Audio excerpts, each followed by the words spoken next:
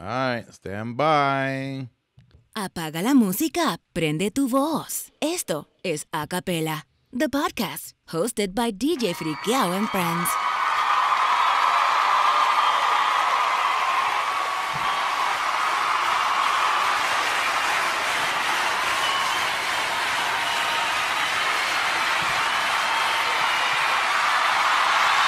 Episode 6, and YouTube has still not canceled me yet.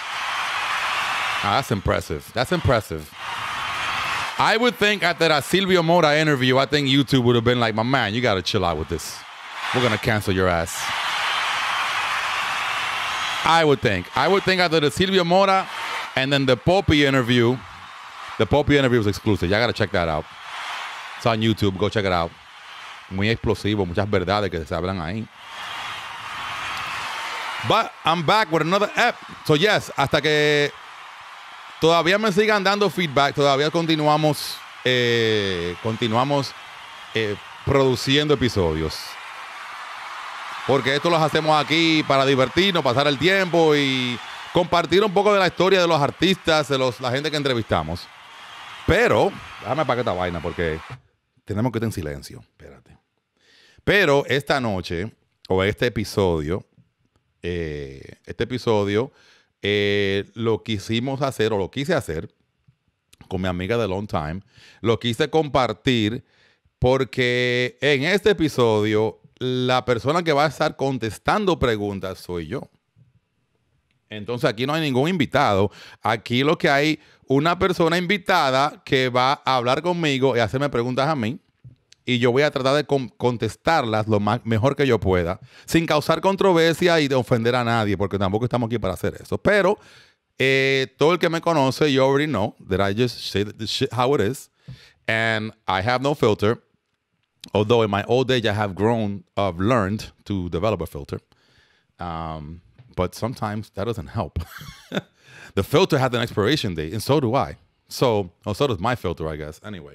Anyway, I don't know. I don't want to keep talking here, but I'm going to bring my friend Rosy Acosta into the window, and she is the one that's going to have the task, porque esta vaina no es fácil, the task of conversating with me tonight. Y yo no sé qué carajo ella quiere saber because I'm really not that interesting. There's a lot I want to know. Oh, shit, damn. All right. So, you know, hold on. I gotta cheers to you. Oh, wait, let me get my drink.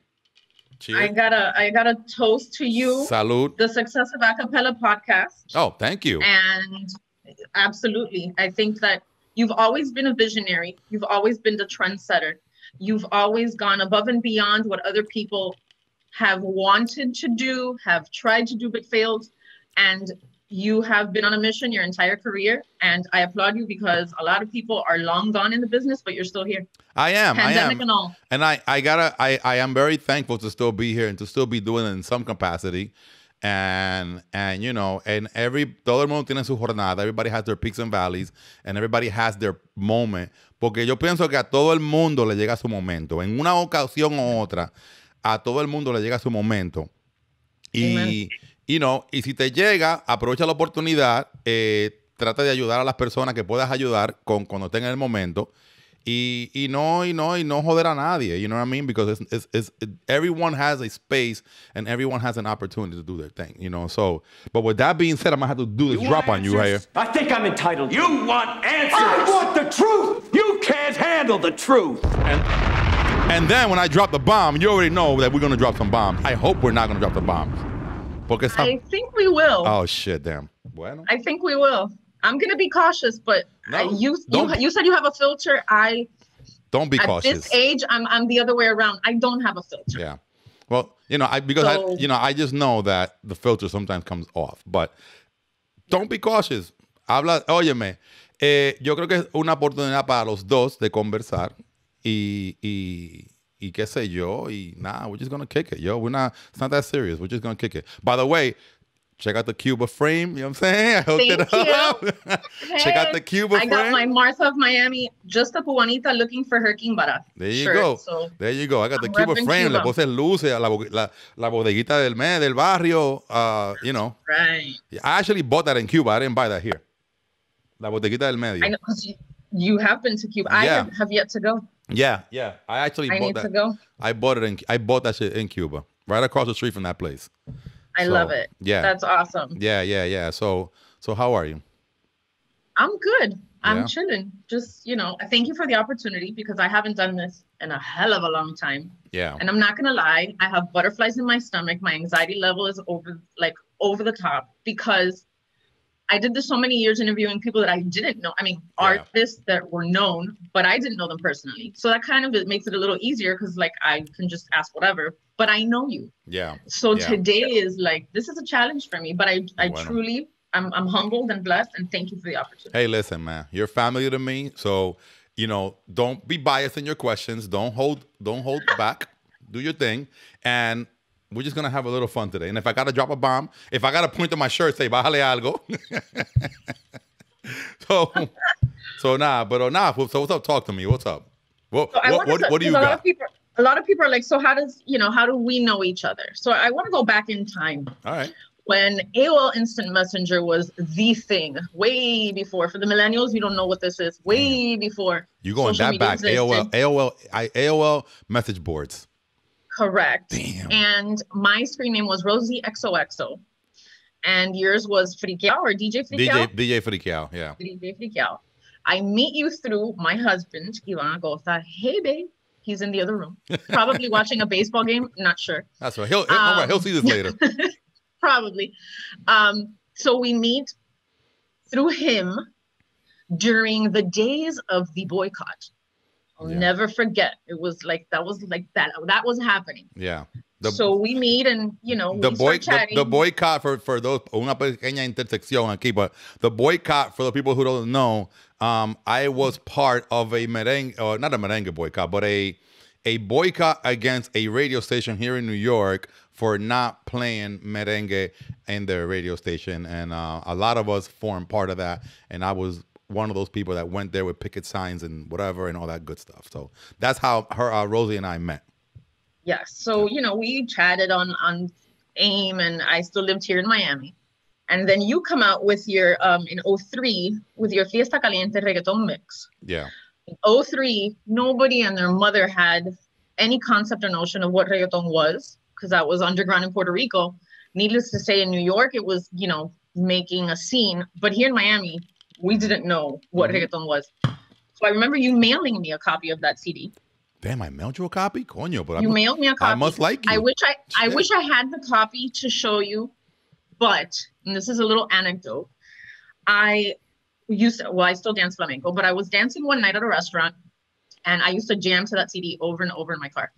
And I was dancing at a restaurant one night and lo and behold, this lady shows up with like an entourage of people and she's sitting, she watched me dance, she watched the show. And I recognized her because I knew from your CD who she was because she was featured on the CD. No way. I went up to her and I said, I know who you are. Like she was just like, nobody knew who she was at the place, but I recognized her from the CD. Went up to her, said hello. Back then we didn't have phones on our cameras with phones, you know, so I couldn't take a picture. And, you know, she was humbled. She was a sweetheart. Yeah. And driving back home that night, I had a near-death car accident where my car was a total loss and the CD with it. So I wish I had the CD to show you, but that night I met Evie Queen. And nobody here knew who she was, but I knew who she was from that CD. From the cover, so you set precedents for what we now know as reggaeton. But here in Miami, reggaeton didn't become anything way after. Yeah. Many years after. Yeah, I did a lot of reggaeton mixtapes. A lot. Oh my God. I had you mailed me your first one and it had my two favorite songs was Delo and Evie. Damn. I mailed it to you. Shit, I must have liked you. You did. You did. I can't find that CD anywhere online. I tried, but I can't. So, but yes. Damn. So that's how you and I know each other. But I'm just going to throw a question out there because I asked a few people that know you. Oh, shit. Before I start with the questions. Speaking of AOL Instant Messenger, cuando yo te menciono el nombre, El Atacador Rojo. Yeah. Yeah. ¿Qué te viene a la mente? Lo que me viene a la mente es Say the story, because I was told the story. all right, so Atacador, let me fix my headphones. So Atacador Rojo basically was un personaje, right? It was un personaje. Yo, how the fuck did I create that name? I don't even remember. Yeah, by the way, it was me. There you go. I was told that one of the main instigators was somebody else. Yeah. There were other people involved. I'm going to right. call them out because I don't care. I don't have a filter. Hochi Rodriguez was one of them involved in that. Yeah. So and the other one was my husband. Yeah. So just to circle back. So back in the AOL days, you can create, I think, up to like 5 screen names or something per account. Yeah. And then you can log in. You can log in with, just like now with Instagram, you can switch accounts. So it was something similar like that. So yo, en mi mente ingenua, yo dije, coño, I gotta bring some heat, but I can't bring it as myself. So I'm gonna create a screen name called Atacador Rojo. And with this name, yo voy ahora a poner cosas de gente y atacarlo por ahí. And then the thing with the whole Atacador Rojo was that everything I wrote was in red letters. Because Ivan tells me that anytime something would go down like at a nightclub, El Atacador Rojo, like that Monday, would log on and start talking like, "Tú te enteraste que fulanito no le pagó, no sé qué, no sé cuánto." So like that guy had the inside scoop on everything. That shit was good.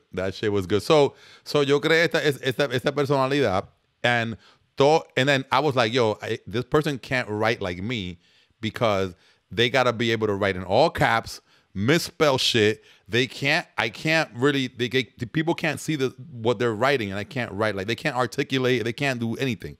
So yo lo que hacía era que yo ponía toda la vaina en bold, Arial black font. It was actually the whole process of this shit. Arial black font, right? I would label it, color the whole thing red, the font red, change the font color to red, and all caps. So I knew shit about people because I was out there, so I would find out, and I'd be like, señores, fulano tocó un baile, no llegó nadie. Tengo más vaina.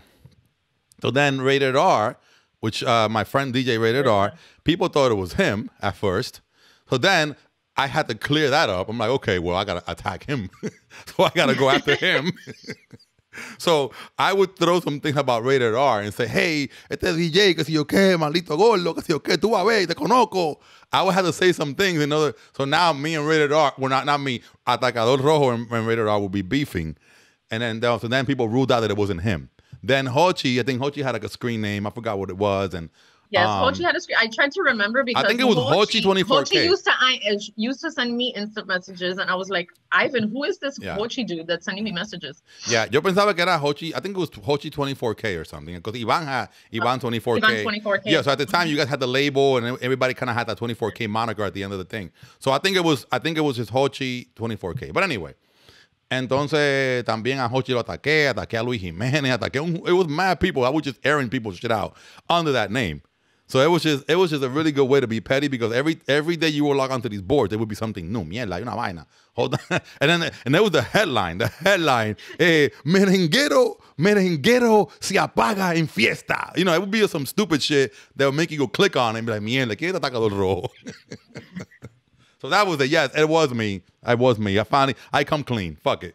When I heard the story, I died laughing because I was like, man, fun times, y mira que a ti te gusta el chisme.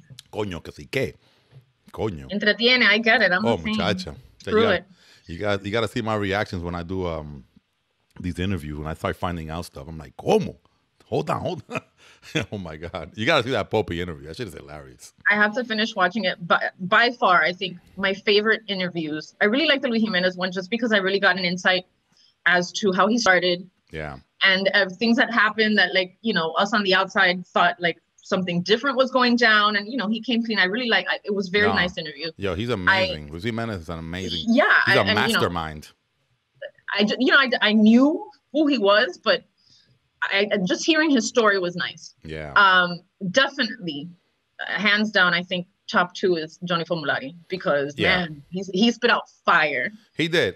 He did. I but that's who he is, you know. So yeah, I think I want to do one with him in person, just kind of get more stuff out of him. I think that day it was all over the place, so I you know, we're gonna try to see if we can set another one up in person. And the Winston de Jesus one, I honestly went in knowing very little about him.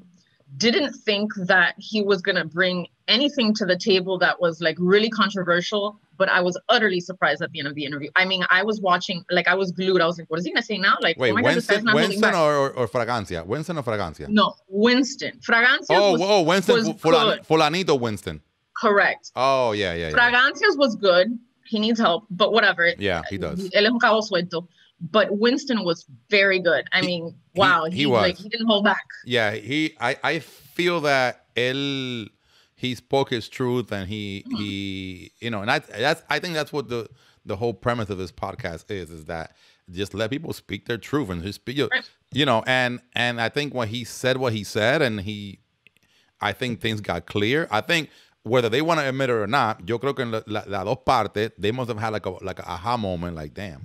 Let me think about that. And I'm sure I hope they're in communication and trying to patch it up because, you know, I see 2 different fulanitos all over the place on my timeline every day. I'm like, coño. So I'm like the song now. ¿Y quién es fulanito?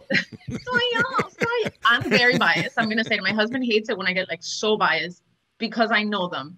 So I am team Dos because I know him, and you know, same. My husband's family, and they have a relationship stuff, and I you know, I've been able to like compartir más with them.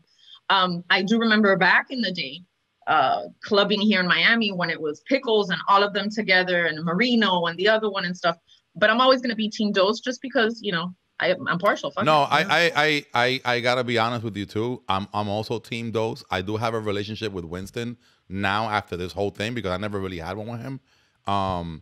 But I am Team Dos. I am Team, you know, Dos and Verdugo. Those guys, I've known them forever. I have a lot of respect for them. Whatever's going on with them in that situation, I really don't. I'm not part of that. I didn't live through that. I didn't live it. I wasn't part of it. So yo no tengo que meterme en esa vaina. You know, eso pasa hasta en las mejores familias. Yeah. They came, told their side, and I didn't. You know, I'm not. I mean, like I said, if someone were to ask me, just like you. I have a relationship with Dos. I mean, we have done a lot of things together. So Winston, I really don't know him like that. I thought it was great. I love interviews that are controversial. So I hope I can bring some controversy today to the table. Controversy. That's just your goal. That with Ali. You know I'm the king of controversy out here. Let's get started. Oh, started. I'm gonna go easy. I thought we already started. Let's start easy. I thought we started already. Okay, dale para allá. Let's start easy. As far as your professional portfolio, you're known for being a DJ. Yeah. You're known for being a promoter. You're known for your marketing and doing branding. You're known for so much. What would you include in your professional portfolio as far as the work that you've done thus far in your career? If you can sum everything up of like who you are as a professional in like 2 sentences, what would that be? I would say I'm just an entrepreneur, man. Like I am an entrepreneur / hustler. So I possess the DNA and wiring of a street hustler, but I bring that into a more of a entrepreneurial format. I don't know if it even makes any sense, but but I bring that into the sense of it because when Willie and I, shout out to DJ Willie, who was the person that introduced me to this whole world. I had no idea about this. I was just a computer technician, you know, working at a company, and he was like, "Yo, do you want to throw parties?" And I'm like, "Sure," you know. And he kind of, you know, but I used to go out, so I used to always see him. I'm like, "Yo, I would love." So one day, se lo dije así se lo dije en bebida. Yo, I would love to one day, you know, I want to, you know, come DJ or whatever one of these days, you know. And you had never DJ'd before? No, I had already. I was like a bedroom DJ, so I was at home DJing or whatever. Pero yo nunca lo consideré de que me doing that professionally. So I would go out and I would see Willie used to work for a guy called Rafael Concepcion, and Willie did all of his parties like in the Robert Tree Hotel.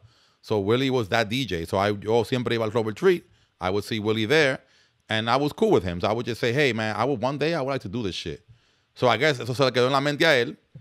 And then one day, out of the blue, you know what they say, be careful what you ask for. So one day, Willie called me. He goes, hey, remember you told me you wanted to do this? Well, I have an opportunity for you.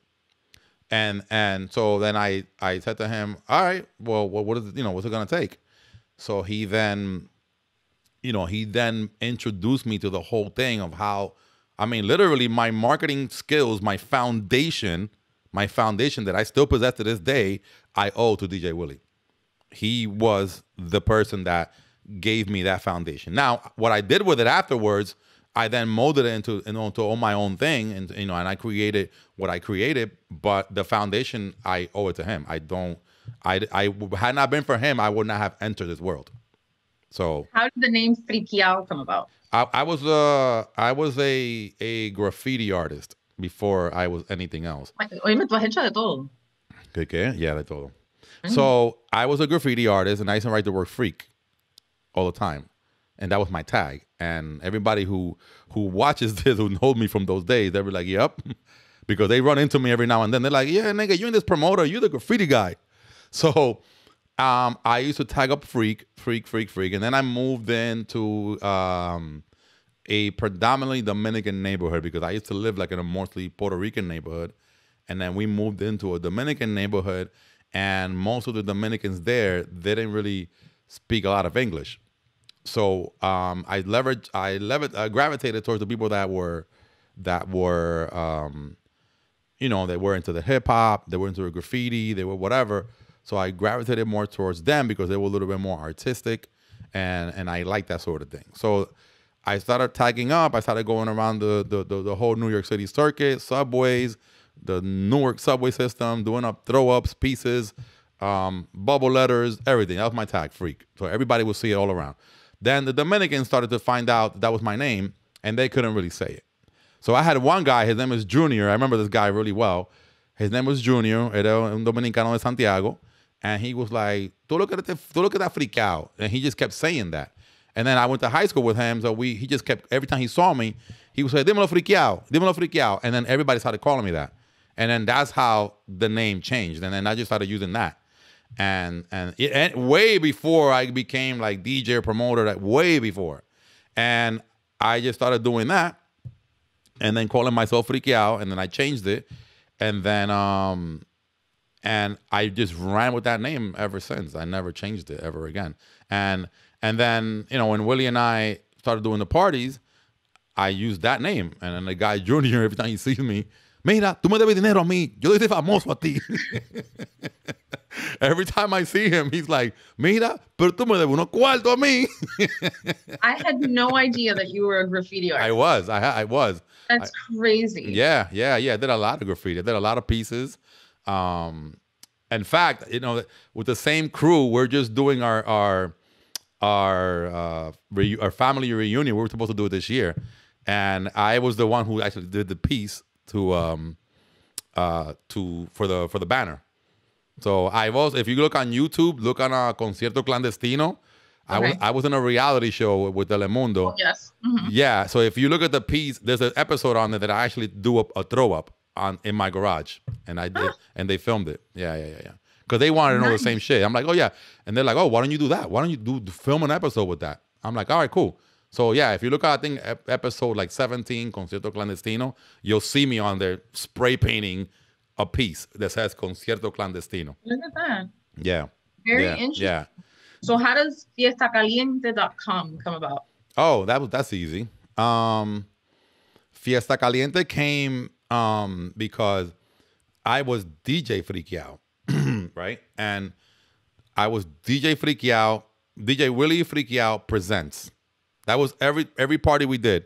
DJ Willie Frikkiao presents Banda Chula. Frikkiao presents whatever, Manicomio. Like, we would do all these parties, and it was always, I was at the top of the flyer, right? So todo el mundo in Newark, especially when we started doing these parties, they knew that el dueño del party era Frikkiao and Willie. So they knew who to hold responsible, who to ask to get in for free, who to, that's the boss. So then I'm like, coño, we're starting to get more popular. I got to figure out a way to separate myself from this, where someone doesn't know that it's me doing this. Like, I just appear to be the DJ, you know, where they don't think that I'm the person that, you know, has the authority to let them in for free. Because I just wanted to make money. I'm like, we can't be doing these parties for free. We got to figure out, separate ourselves. So then I came up, I told Willie, man, I got to figure out something to separate myself and become something else. You know, and when someone comes up and be like, oh, is this your party? No, that's not mine. I'm just a DJ. So, Right. so then I started to look for a thing. I'm like, yo, I need something to come up. And then we started brainstorming. And I'm like, I need something to describe the hot party. And then I came up with the name. I was like, well, Fiesta Caliente. Fiesta Caliente, hot party. I like it. So I looked online, and I saw that the domain name was available, fiestacaliente.com. And I'm like, perfect. At the time, the only other website that exists that was similar like that was lamusica.com, which I'm like, damn, I should have thought of that one. Which that's how I got started in this business. Yeah. I worked, That's right. I worked for Little Judy. I interned for Little Judy, who owned lamusica.com before it went over to SBS. And I met her through my relationships at SBS here at El Sol. And one day I'm like, I'm looking for an internship and I'm studying communications. And she's like, okay, I have a job for you. And it was Calle Ocho weekend. And she's like, okay, meet me at Calle Ocho tomorrow. And I went, and she gave me a mic, and she put on, they had like tank tops. Yeah. She gave me a tank top. She gave me the mic, and she's like, okay, you're going to walk into that trailer and you're going to interview whoever's in there. And then when you're done, you come out. I'm like, okay, cool. I grabbed the mic, went in there, interviewed Gilberto Santa Rosa, came out, gave her the mic it was like the DAT disc, the thing attached to the mic. A portable DAT. Yeah. Yeah. And she's like, okay, I'm going to listen to it tonight. And she called me up and she's like, do you want to work for us as an intern? And I'm like, let's go. So that's how I got started in the business, is through La Música. Yeah. And then when I moved to New York, she left her position at the radio station owned by Dick Clark as manager.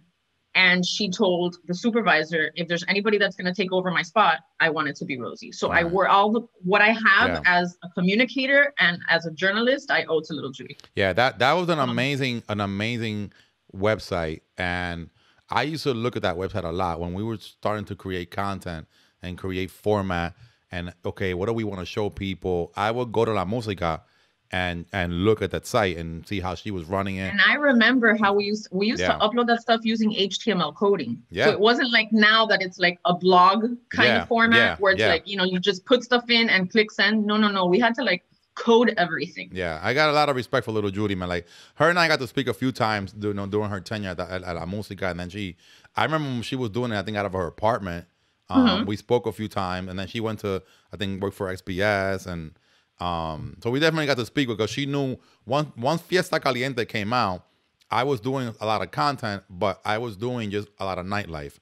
And that's how I was able to separate Frikkiao, the promoter, with Frikkiao, the DJ. Because at the end of the day, the plan didn't really work. It was great that I was able to create this website where people can come and see what parties there were locally and look at their photos and all that stuff. It was great. But I was riding the name so hard, you know, I created Fiesta Caliente t-shirts, jackets. Like, I was repping the brand so hard, everyone like, esa vaina es tuya. You know, so it's all about branding. Yeah, so the plan failed because, you know, I was repping the brand so hard that people were like, man, this is your shit. This is you.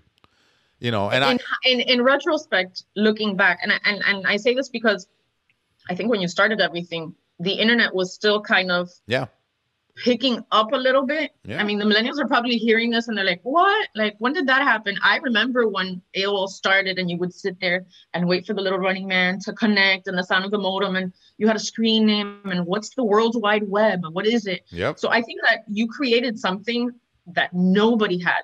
Yeah. Just like La Música set precedents for being a blog about music, and we used to interview people and go out to red carpets and movie premieres and stuff. You set precedents for something that now any Joe Schmo who has no background in doing anything can set up a website and everybody's going to go on it, but they don't have the experience and the vision that I think you had back then. Yeah. I mean, so I think in retrospect, you think that it failed, but you created a name, you created a brand, and you set yourself apart from everybody else in the Yeah. industry. Yeah. Well, I think also that during those times, I also had the upper hand. Remember, I worked in technology for a long time. So I had the upper hand of knowing where the trend was going. I knew, that the future was the internet. I knew that the future was web. I didn't, later on it became mobile web, but while it was desktop web, I knew that the future was that.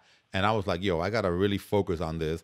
And I started collecting email addresses. I hired a web developer from like Paris, and we were really creating this site. And he was my web developer for a long time, for like 10 years. And we had a relationship. I went to Paris, like I met him in person. We did a lot of development on that site. And we were the first ones that we started collecting email addresses. We started collecting data, just harvesting a lot of data, what they call data harvesting. So we were doing a lot of collection of emails. You would send me an email with anybody in the CC, I'm taking that shit.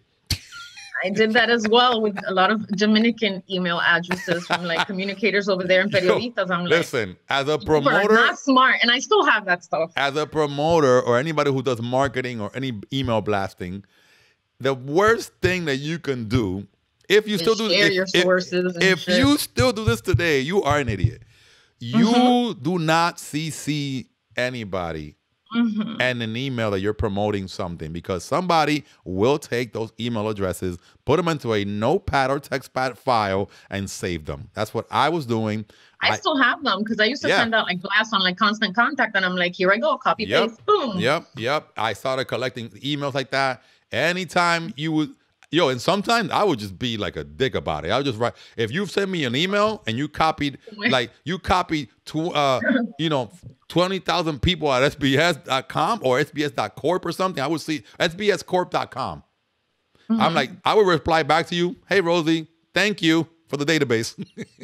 I would just be, hey, I'm telling you, I can share it with you. I still have my list. I'm like, I'm never getting rid of this because you just never know. And it's part of history.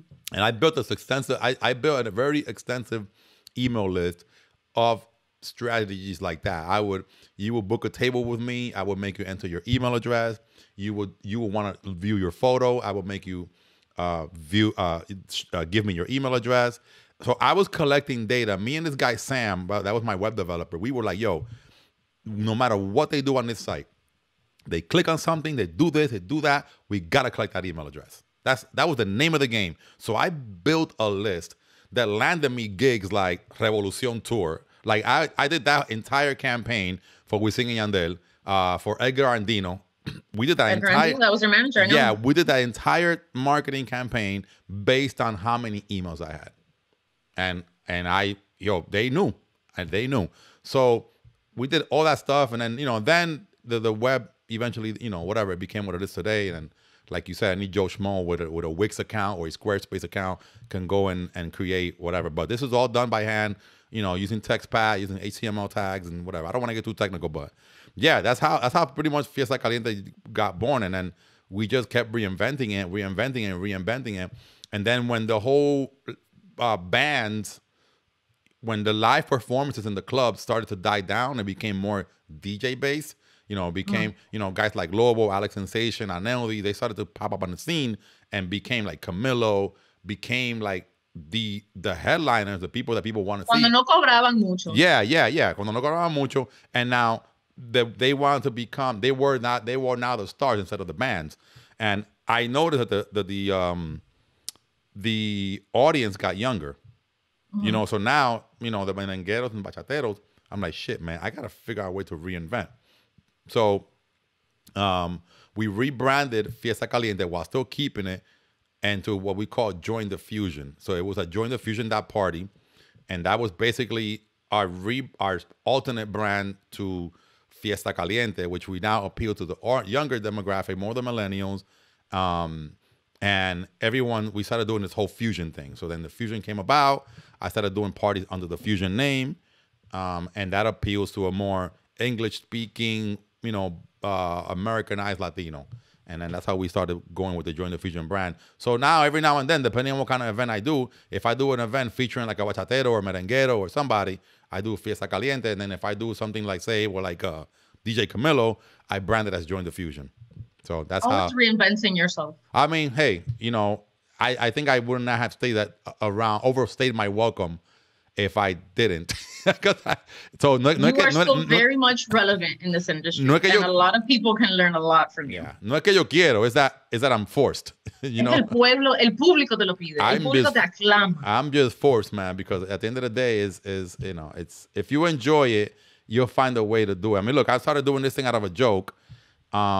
It was one of those days I was here and I was on my phone, and then I called Eddie G, let me interview you, and then it just kind of went from there. And look at you now, season 2. Look exactly with Rosy Acosta. Coño. That's a lot of pressure. Stop it. So, Frikkiao, everything that you have done in your life, what's your biggest career highlight?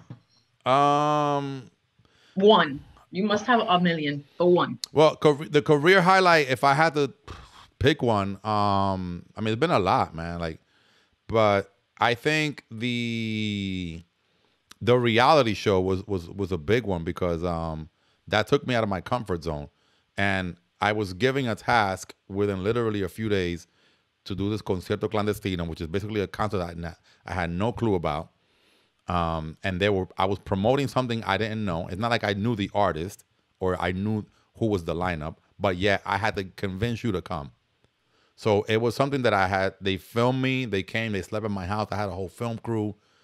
This is before reality shows were reality shows. Mm-hmm. And these guys were sleeping in my house. They were filming when I got up, when I went to bed.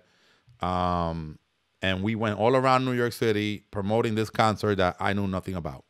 So the day I found out about the concert was literally a day before, and they said to me, your artists are La India, Belinda, I think Rake, and Tego Calderon. It was 4 artists, and I had to now get the word out within 24 hours to get.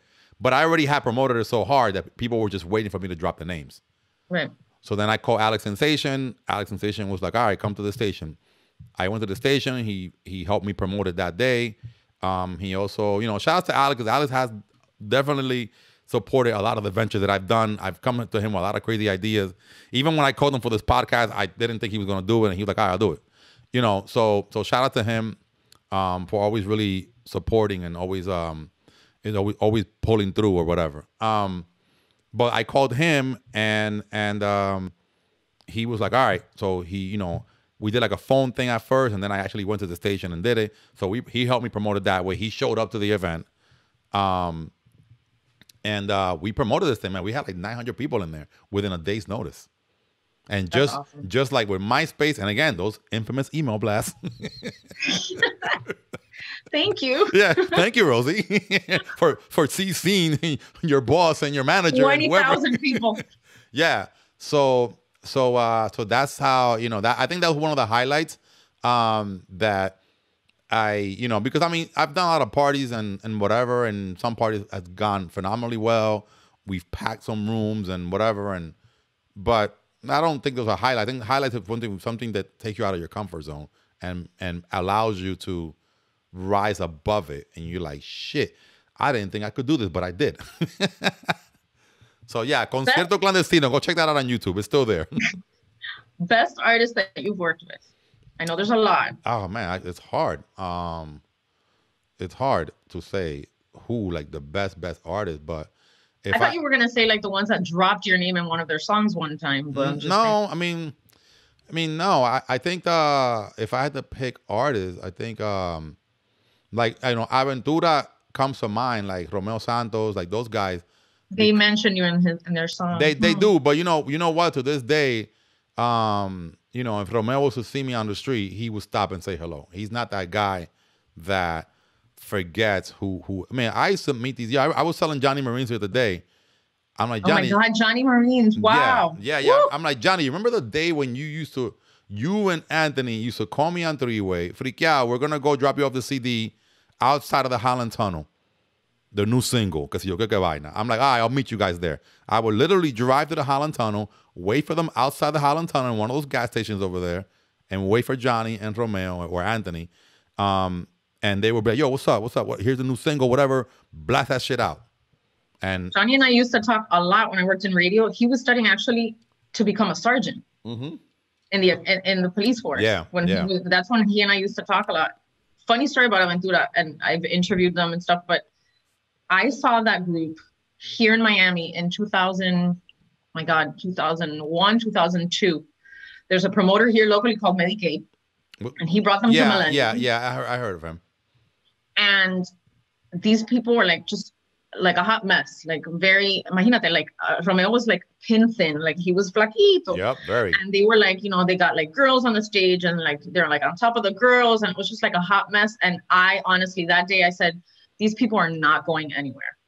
Thank God I didn't bet money on it, because El Fenómeno de Aventura, I was completely wrong. I think it was like one of the, like my moments where like my head just wasn't thinking. I wasn't seeing the vision in them. It happens though. And here we are today. Yeah, it happens. I mean, you want me to share a story like that? Like I have a story like that.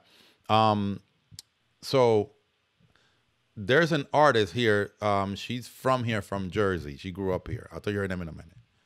And a friend of mine tells me, yo, you know, he knew that I was doing these parties and DJing or whatever, and like he knew.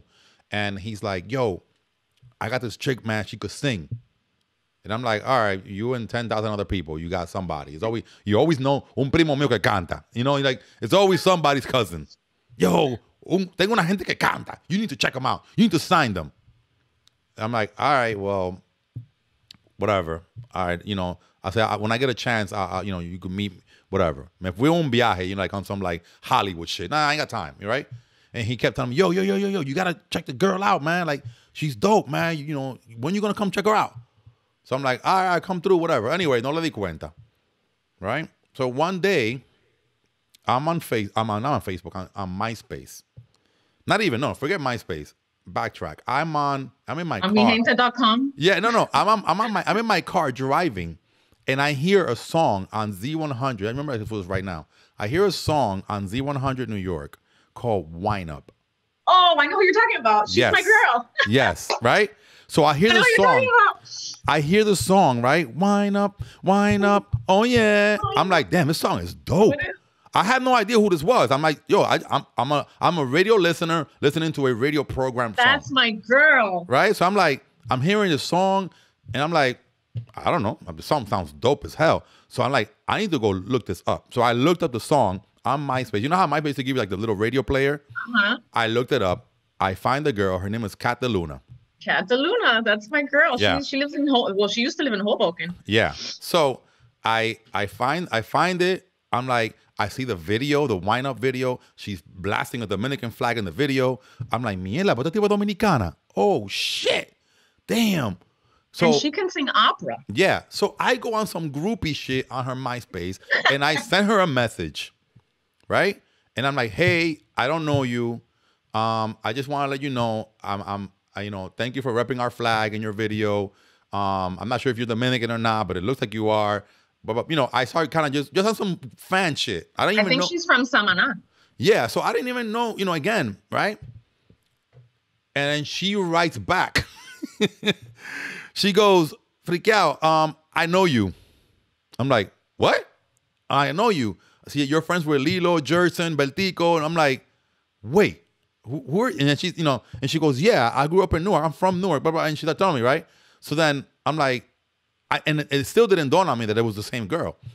I'm like, oh, snap. Oh, cool, whatever. So then I call my friend up, one of the guys she mentioned, and I called him. I'm like, yo, this girl, Cataluna, like this with the song. And he goes, bro, that's the same chick I've been telling you to come listen to. I'm like, oh. Oh shit! Does she still want to get signed? You need me? Yeah.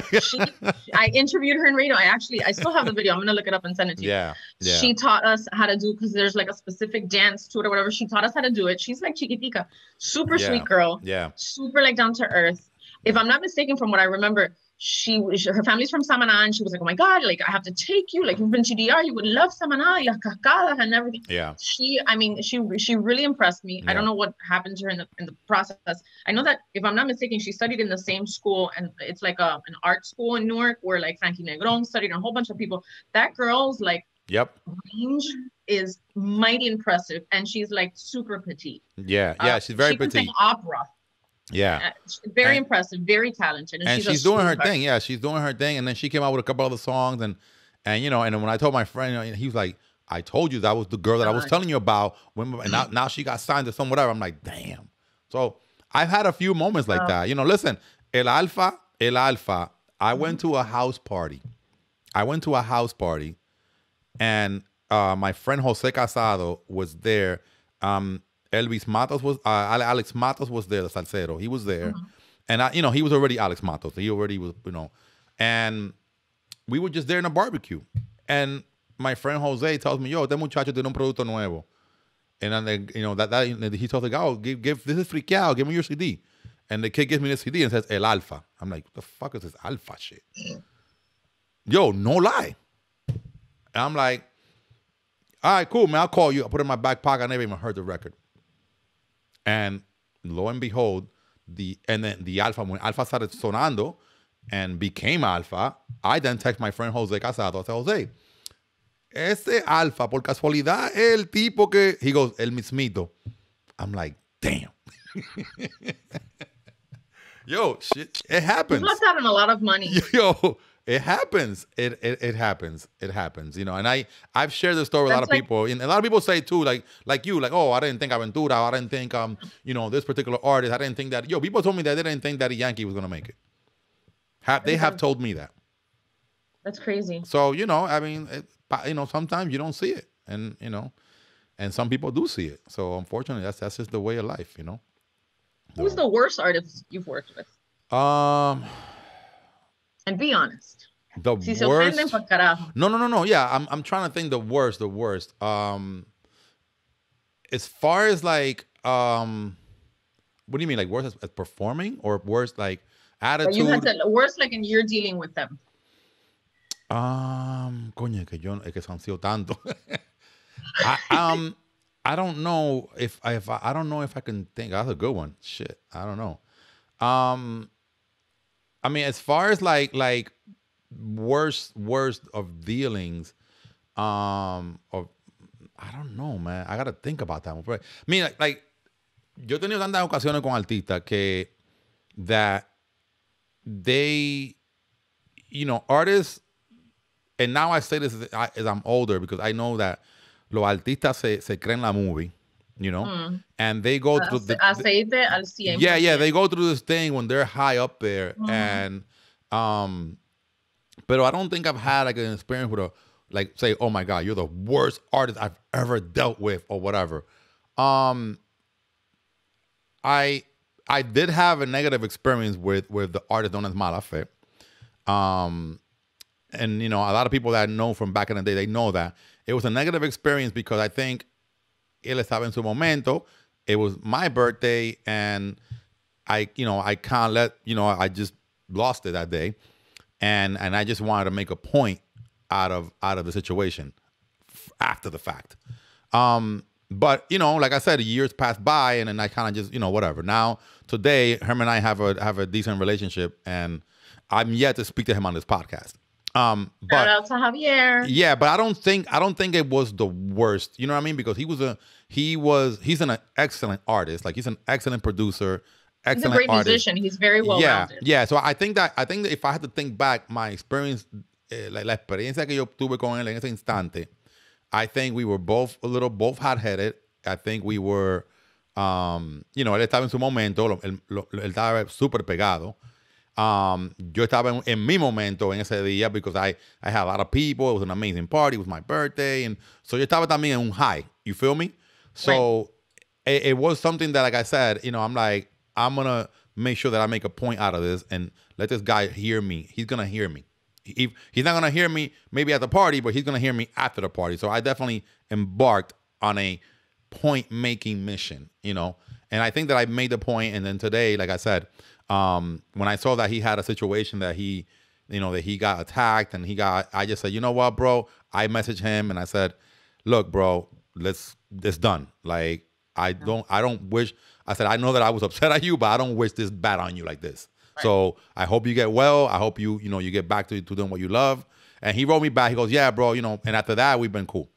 But I like I said, I've had other situations with artists, but it hasn't been that bad. Like, it hasn't been, because yo siempre he tratado de tener los artistas, give them their respect, give them their respect, their talent, you know, respect that they have musicians to pay. So I never really screwed over a lot of artists, and a lot of artists never really, like I said, if it was conflict, it was just because, you know, the artist wanted something like, oh, I want a writer. I have this writer that has like, I need 13 pillows and I need this. I'm like, coño, este tipo de una pela, man. Like, you know, but I don't think I had incidents with artists that really have been bad, like really bad, you know, and that was it. I think like if I had to remember one, it'd probably be that one. I've dealt with a lot of picky artists, divas, and like, tráeme esto, que lo otro, que yo no voy a tocar si esto no está. Secreto was another one that comes to mind. Secreto, I had agreed with DJ Miguelito, who was his manager, is his manager, I don't even know anymore, to do a series of events here in New Jersey. Y en ese momento, en ese instante, a Secreto, el público dominicano lo conocía, claro. You know, he had El Chaleco, he had a couple of songs pegados. Pero al público que yo le estaba sirviendo, which was Colombians, Ecuadorians, Peruvians, Puerto Ricans, and some Dominicans, didn't know who Secreto was. So I told Miguelito, in my quest for me to try to project my Dominican culture onto other cultures, I told Miguelito, yo, let's bring this guy into these parties that I'm doing. They're not Dominican parties. But let's bring them in to break that mold, break the thing. You know, we agreed. We agreed. We agreed to do like 4 or 5 parties. The first party, things didn't go well with the sound and whatever. So I assured Miguelito and Secreto that things would go, I would fix it for the next party. Llegamos a la otra fiesta. Yo le hablé con el promotor que me conocía, que me hizo el favor también of booking him there, because it wasn't easy to sell a Dominican artist that does dembow at the time. That it's not even dembow is mainstream now, but it wasn't mainstream then. So it was very hard for you to go into Bergen County, into a nightclub that's not Dominican, and tell the promoter, hey, I need you to book this Dominican artist that came out of fucking Guachupita and put him in this room. But because these promoters respected me so much, they did it. They did it. Boom. All right, cool, we did it. En el segundo party, las cosas no fueron tan bien con Secreto. El sonido no estaba como yo pensaba, como yo lo esperaban. His DJ gets all in my face. On stage, where you got 800 people looking onto the stage, this guy's in my face like this. And this guy, he's like tiny. He was like 4 feet tall. He's like in my face like this, like on some Scrappy Doo shit. Let me at him, Uncle Scoop, right? And yo lo cogí calmado. Yo le dije, está bien. Hasta yo te voy a esperar afuera para que tú me hables como tú me hablaste a mí ahora. So then Secreto himself came on the mic, started saying some shit like, oh, esto es muy irresponsable, el sonido, blah, blah, blah. He started basically trashing the room. So I'm like, all right, whatever, man. You know, it's artist shit, whatever. I let it go. So I told the guy, the little guy, I said, when I see you outside, I'm going to fuck your ass up.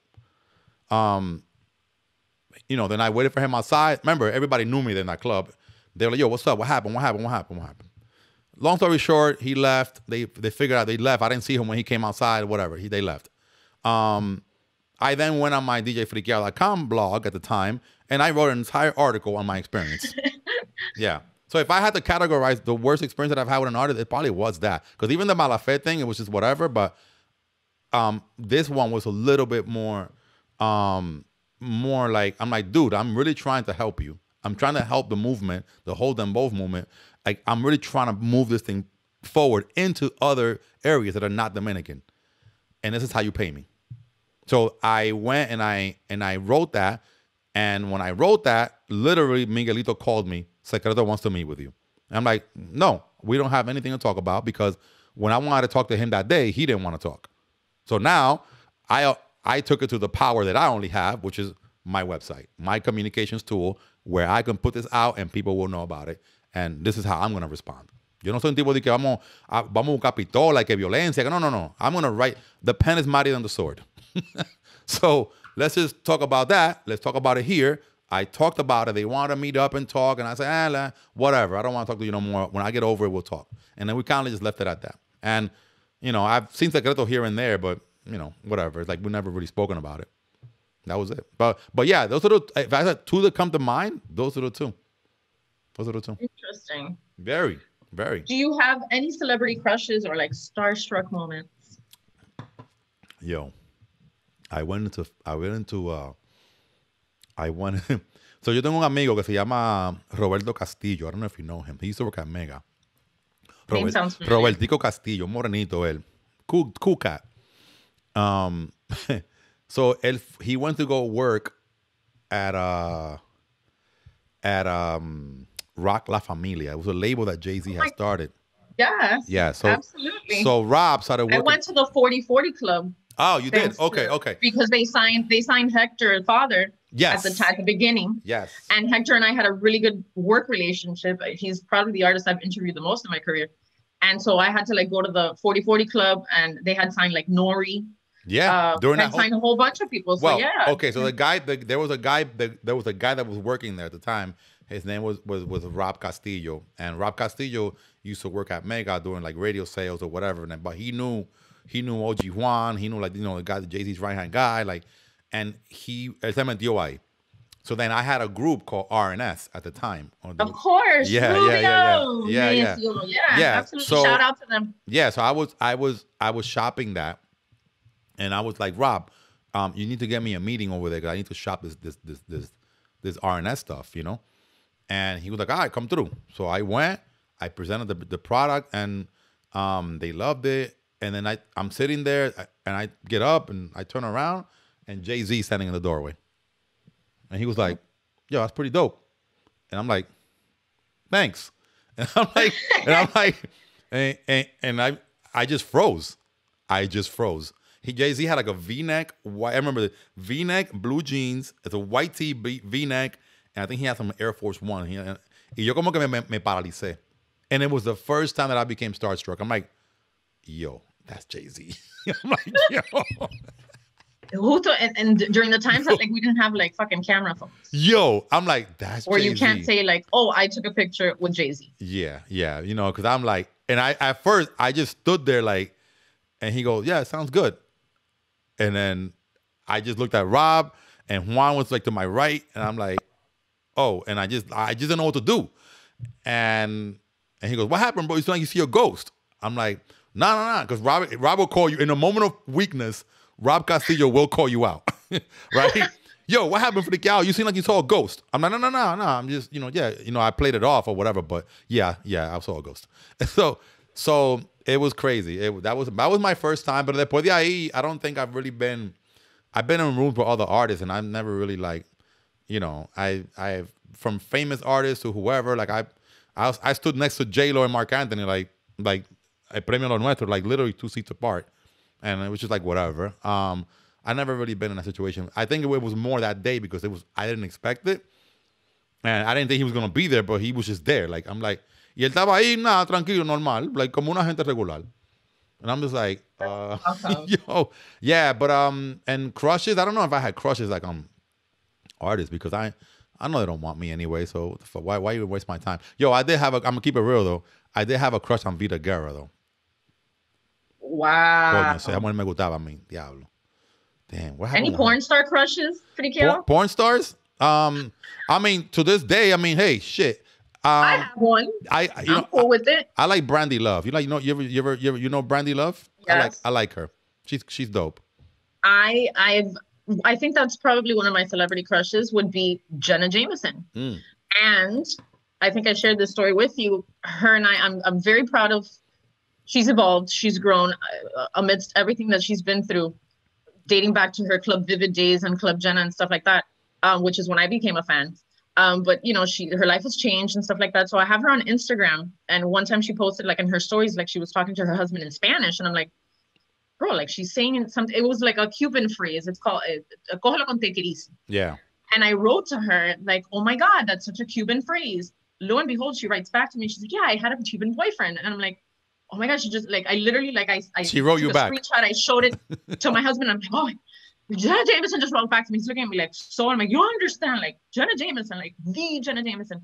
And ever since then, we kind of like just chat back and forth on Instagram. Shit. And I'm like, hey, that's Jenna Jameson. Yeah. That's one of my celebrity crushes. No, I had yeah, that was lately though, because lately I saw Drake on a live and he started talking about this girl Jada.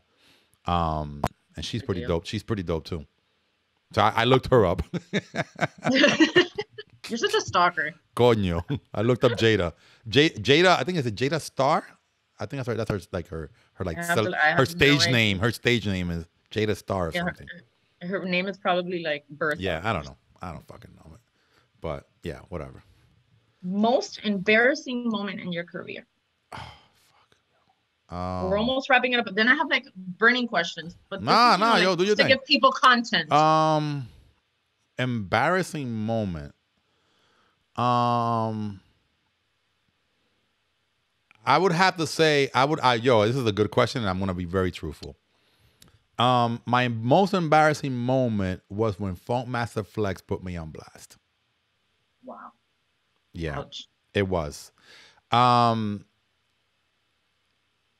It was one of those things where, and we've since then, me and Flex have pieced it up. Like it's all love now. But I will tell you, it was one of those things where I know where I provoked it, and I knew that I had it coming. Right? Funkmaster Flex gets into a beef with Kid Capri on Instagram. Blah, blah, blah, blah, battle me, you and, the whole, you ain't better, I'm better, pick a stage, anytime, any day. They go back and forth. I go in the comments of Kid Capri's post, and I write, my money is on Kid Capri. Right? I write that. Mind you, I've done business with Flex, but I don't know. I was just... A ti te gusta meterte en comentarios en los lives y en mierdas así and cause controversy. I was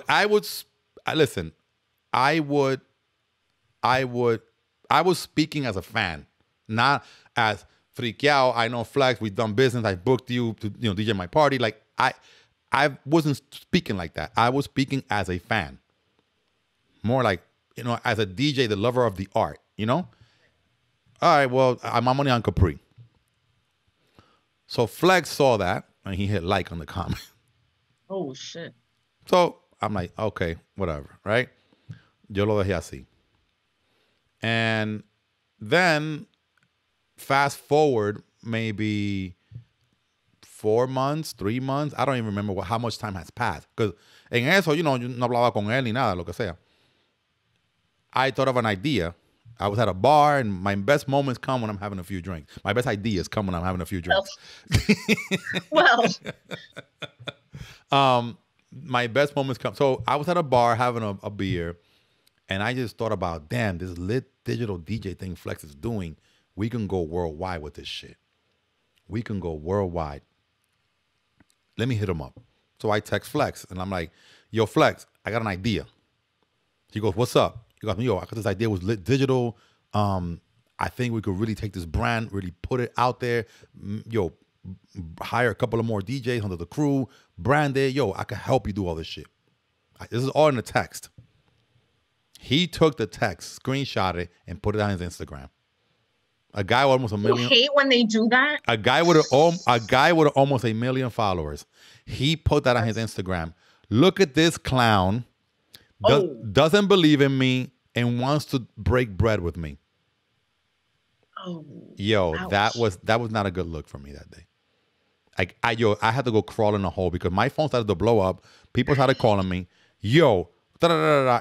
And then obviously the promoters that are locally here, these haters that either promoters that I'd never worked with wanted to work with me, they took that as an opportunity. Now I'm down on the canvas. They took the opportunity as now to continue to beat me up and they took that and ran with it. So eso estaba en el morbo del público de las redes for about a good week.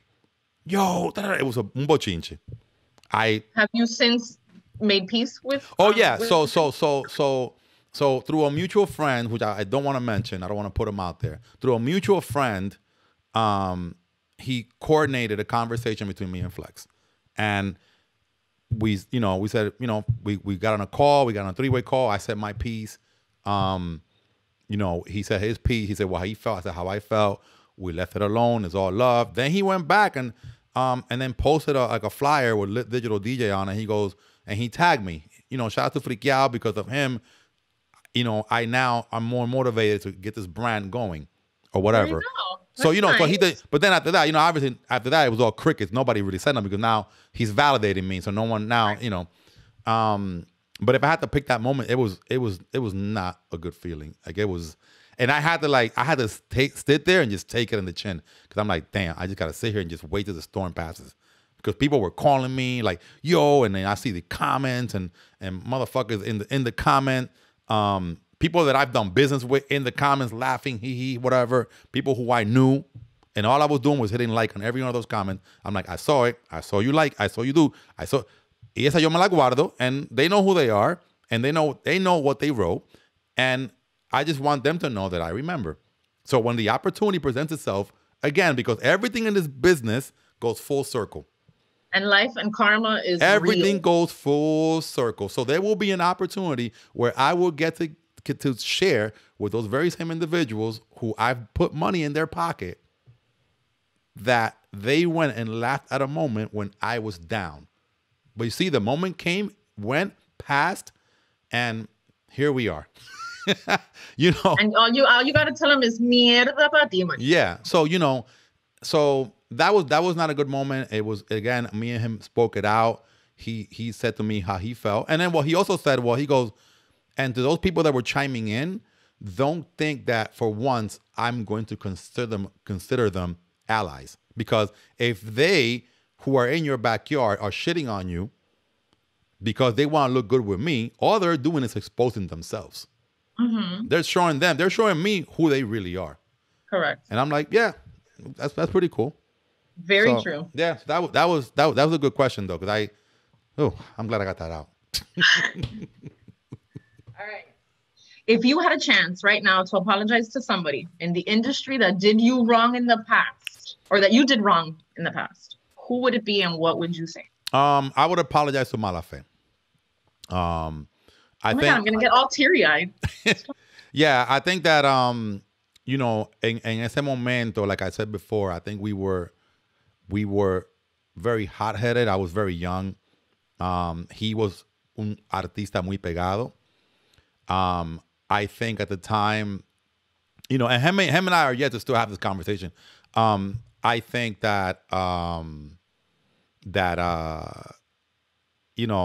really, if I had to apologize to someone, I think it would be to him. I think it would be for, I think I did what I did. I made the noise that I made, but I was relentless. I didn't stop. I just kept doing it, kept calling people, and kept and like I said, my feelings were hurt. I just felt like, because before that, him and I had an amazing relationship. I would go to parties, ask people to play his music, so I just felt hurt. I was just like, yo, like, you really hurt me with this shit, because I'm team you. I'm on your team, and then you turn around and, but I honestly, if I could take that back, honestly, I would not have moved the way that I moved during that situation. Would you, if there was another moment in your career that you would take back, what would it be? That I could take back. I don't know. I mean, that moment probably is one of the most pivotal ones. There was another moment that that I'm trying to think if I remember this moment.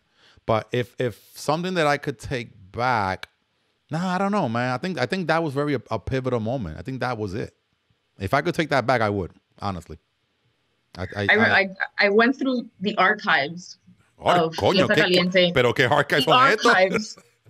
It's called archive.org. You can look up anything there. Coño, hay que chequear esa vaina entonces, archive.org. I went through some, as far as they let me go, because they only do like certain screenshots of, websites and stuff from back in the day. And I went back in time to like 2002, 2003 and fiestacaliente.com. Yeah.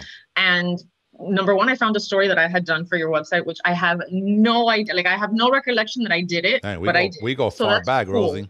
I know, but like, I didn't even remember that I did that. Dang. And then I found, it was in 03, because there was a section where you wrote this story, and then you have like your 2004 predictions. One of them was, and it's interesting, one of them was you considered an up-and-coming artist called Creepy. Yeah. So that you nailed that one.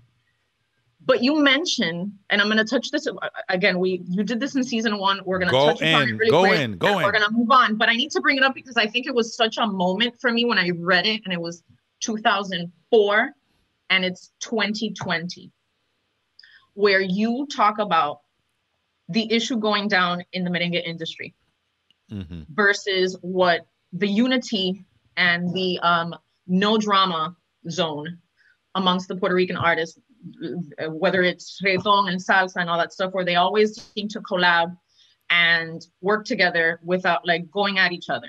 Yeah. Whereas in merengue, we always have whiners and complainers that just don't seem to grow up and move past whatever issues were going on in 2004 that shouldn't be going on in 2020. So what is your take on it? Like, you nailed it. Like, reading that article, and I'm gonna try to see if I can share it or screenshot it. You nailed what was going on back then with artists. Yeah. Why is it still going on now, 16 years later? You know, mira, el dominicano es más crítico de su propia cultura que cualquier otra cultura. So, you know, I tend to criticize more Dominicans because I'm Dominican. You know, I would not criticize another culture because I don't know what happens in that culture. You know, I can only, as an outsider, I can see what, you know, any other nationality is doing in their own country. I'm like, oh, whatever. Pero uno no sabe los problemas internos de ese país y de esa cultura. It's like no one knows what goes on in your home but you and your family, you know? So, you know, that's why I know I only tend to criticize Dominican artists and Dominican culture a little more because I hold them to a higher standard, meaning that I expect better from you, right? So I expect better from you, hence I am going to air you out because you should be doing better and representing our culture better. Yo pienso de que los merengueros de República Dominicana deberían de colaborar más y no lo hacen. Y ahora tú ves que están haciéndolo porque no le queda más de otra. Están viendo que los artistas urbanos están colaborando y están llegando al éxito por las colaboraciones. You know? Y yo creo que ahora están aprendiendo porque los jóvenes merengueros que existen en República Dominicana y los productores que son jóvenes están por lo menos adaptándose a lo que es la colaboración. But back then, you couldn't tell, y no voy a nombrar a nadie para que no se ofenda a nadie, but you couldn't tell artist A to go collaborate with artist B because that was unheard of. You know, that was unheard of. And you couldn't tell someone, but yo, go do a track with this guy. He's hot, you're hot, go do it. That was unheard of. No, I'm hot, let him get hot too, and let him do his own. No. But in the hip-hop world, these guys were doing it the whole time. So the reggaetoneros took a page out of the hip-hop world and said, wait a minute, these guys are singing on each other's records. Let's do this with our stuff. And believe me, the reggaetoneros went through the same process. In Puerto Rico, they went through the same thing. Like, no, que yo soy el mejor, que la tiradera, que esto. And then eventually they saw, like in the late 90s, that reggaeton was declining. And they were like, yo, hold up, man. We need to reinvent this shit. Let's collaborate. And they started collaborating and boom, look what reggaeton is today. So, yo pienso de que los merengueros en República Dominicana o en Nueva York y en Miami or wherever in the Estados Unidos, wherever they are, they need to understand that you by yourself do not create a movement. You create a movement with others. And that goes for everything. Like, you know, una sola persona no hace movimiento. That's just the law of physics. You know what I mean? Like, one person can't do a movement. You have multiple people and multiple flavors that make the movement. Right. You know, tú quieres ser una actriz You know, it's like I had Brenda K. Starr, and Brenda K. Starr was saying that, you know, when she came on the scene, La India had a problem with her. You know, and it's like, you know, and at the time, la pusieron a pelear because, you know, it was two female salseras and they were both talented, they were both beautiful and whatever. So la pusieron a pelear and she wasn't really appreciative of the way that that whole thing went down. Pero, you know, eso es que era que, y yo pienso que a muchos de nosotros los artistas latinos nos ponen, and I guess that's not even accurate because, you know, you see it with Cardi B and Nicki Minaj. I guess whenever there's a threat, someone who's either younger, more prettier, has more energy, it becomes a threat for the person who's the incumbent, if you will, the person who's there, right? And the person who's there now, you know, you see it. Like, you know, you see where you know, there was a chatter between Romeo and Royce. Oh, shit, Royce is the new younger kid and blah, blah, blah, and da, da, da, da. You know, so siempre se ve la conversación en eso, pero you have to understand, man, that today, especially in the digital world we live in, right now, somebody could be watching this thing in Japan. Mm-hmm. You know, you don't know. No, I hope so. You know, you don't know. Somebody can be in Japan watching this. Oh, yo conozco a Frikkiao y a Rosy porque yo lo vi en el podcast y lo vi en la entrevista, que sé yo, que lo otro. And somebody out in Australia, somebody out in South America, you don't know. A mí me han llamado gente de Aruba, like people that I know, been in Aruba on vacation. Yo, and they literally FaceTime you. They're playing your CD over here. Because you don't know with this internet stuff, you don't know where your stuff is going to end up at.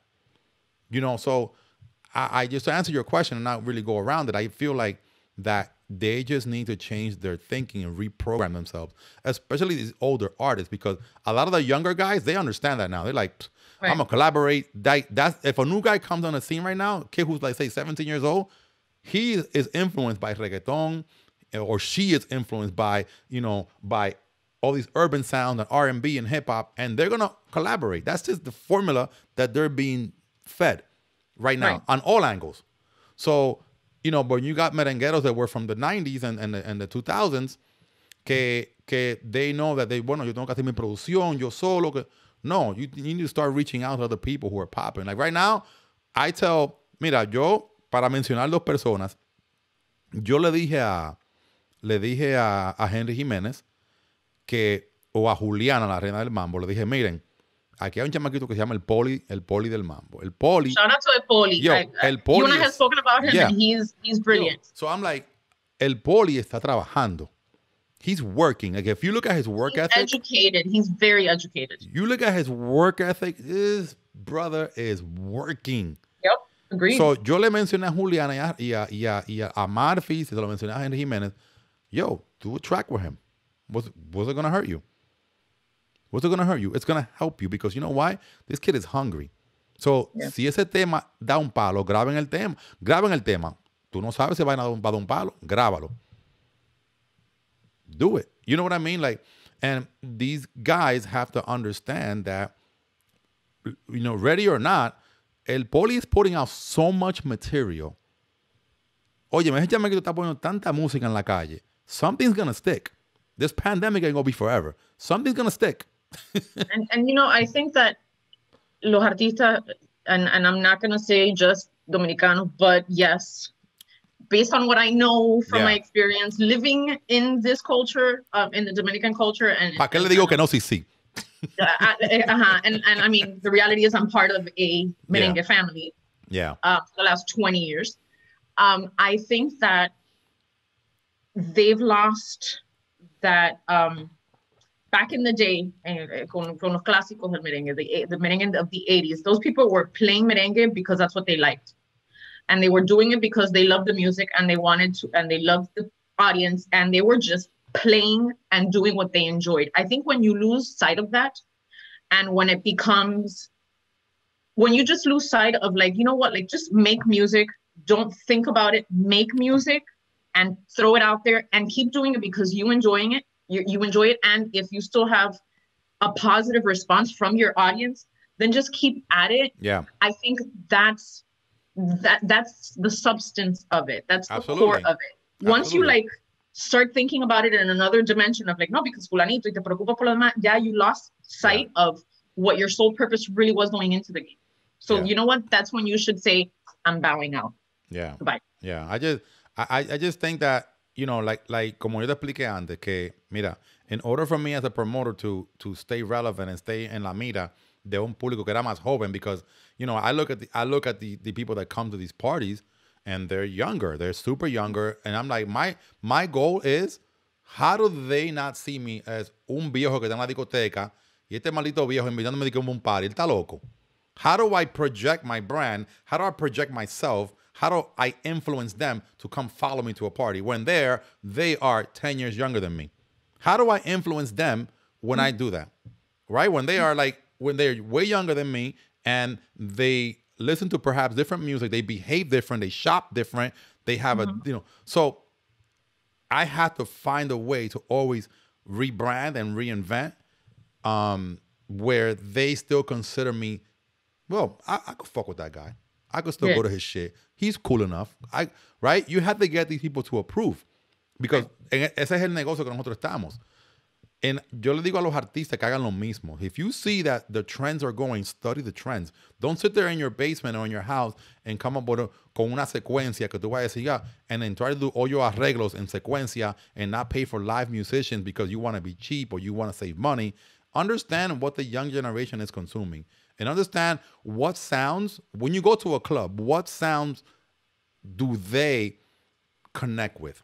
You know? No es lo que a ti te gusta, es lo que al público le gusta. Because at the end of the day, tú estás tocando como artista and tú estás a los pies de tu público. Yeah. Entonces tú tienes que estudiar el público. Yo, I will literally go, like when I'm studying like nightlife, like before this whole COVID thing, I will go and sit in a club and I will see how people are behaving. Are they on their phones? Are they drinking? What are they drinking? What are they doing? What songs are they vibing with? Do they know the lyrics? To what song do they know the lyrics? Yo, you're looking at the behavior of the customer. You're looking at everything they're doing in a whole. Like, and it's very hard to do because, I mean, I've gone to hang out in a social setting and la mente mía no deja de hacer tarea. Like, it's like, mierda, esta luce, coño, esta vaina. You're never off.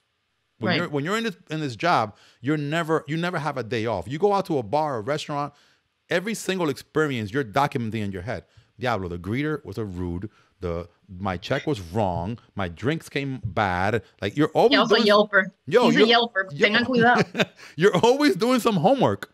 Mm-hmm. So you in order for you to become better every time, you have to understand that you have to keep working at it and keep doing that research and I'll go to like a club in Chicago and I'm like, let me see what these people are vibing to out here. Okay, let me go to this club. Okay, the lighting, the DJ, how people are dressing, what are they dressing, what do they drink, how are they interacting, how are the guys leveraging towards interacting towards women, who are the I look at all that shit and that's what makes me smarter at it. And I'm like, okay, this is how I'm gonna target people. And even the lingo, even on social media, lingo. Do you think I learn all this lingo, like all this lingo that people start writing shit like, I have to ask my 10-year-old sometimes to translate stuff because I'm like, I don't know what this means. All these acronyms now, like, people, I don't know. But guess what? If you want to keep up and you want to market to an audience that understands you, you have to utilize that same language. Yeah, exactly. That's it. So, and that's how people start to see you like, oh, I know, but the tipo tal día, el tal día, ella sabe que lo que, and then you have to do it in such a way that's organic. You can't, it's like Jay-Z says, like I'm 40 years old, I'm not going to be wearing a fitted, it's a song that he has. It says basically, I'm not going to wear I wear a button down. I don't wear a fitted and a throwback or some shit like that. You have to also understand that you got to act your age. So you can't do things trying to look like a 22-year-old because you're trying to fit in. You also have to wear stuff. You gotta make it seem. Yeah, you gotta make it seem so organic that people are gonna buy it. They're gonna be like, right. Yeah, he's definitely wearing that hoodie because he looks comfortable and it's not like, you're like, if you see a guy in a suit every single day this guy's wearing a suit. All of a sudden, this guy now has a party with El Alfa. Now you see the guy with a fitted and some like, señores, ustedes saben que El Alfa, like you can tell it's fake. Yeah. You can tell. People are not stupid. They're gonna be like, y este tipo, explícame. Anyway, my bad. I went off on an IG rant right now. It's too late for that. All right, Frikkiao. ¿Quién te debe dinero a ti y cuánto? Andrés Salce me debe dinero a mí. ¿Qué fácil? Oh my God, I didn't know you were going to like answer that. You want to know, Bob? Who owes you money? Shut up. And I was told, don't ask that question. I'm like, no, but I want to know. Yo soy chismosa. Hay un promotor aquí en I guess, New York, que se llama Andrés. Let me have my last sip. Go on. Andrés Salce me debe dinero a mí. Y él sabe cuánto me debe. Andrés Salce me debe a mí 5,000 de una vaina y creo que son 5 de otra. I think he owes me $10,000. Albert Xavier owes me money, owes me 10 grand. The filmmaker. A ver, estoy apuntando. Yeah, I don't know if you know him. Holy. Albert Xavier owes me 10 grand. I gave him 10 grand for a movie, and he ditched out on me. Bueno, maybe they'll pay up now. I don't know. I wrote it off as a loss. Andrés Salce, everybody knows that he's a snake. He's just a snake. Oh, shit. He's a snake. Damn. I mean, but this is, you know what's funny? That was fast. Everybody in this business who knows Andrés Salce, they know that he is a snake. That's just what it is. I mean, that no one, eso no le va a llegar como ninguna sorpresa a nadie because he screws so many people in this business. I don't understand why he's still in it. He's like, I'm going to say a name. He's like another Pirincho. ¿Cómo? Espérate. Coño. Yeah, so... Yeah, listen, para eso, Silvio Mora escribió una canción sobre eso, so I'm not saying anything that nobody knows. I'm unfiltered, so oops, I said his name. Yeah, no, you said who owes me money, yeah. La persona que me debe dinero a mí en este negocio se llama Andrés Salce porque me rebotó un par de cheques y me debe dinero. No me lo ha pagado, nunca me lo va a pagar. ¿Qué voy a hacer? Ya, lo di por perdida, pero cada vez que él me ve, él baja la cabeza porque él sabe que me debe dinero. Ouch. Y ya. Ouch. Hey, I told you, ask whatever you want. You're going to get the answer. Damn.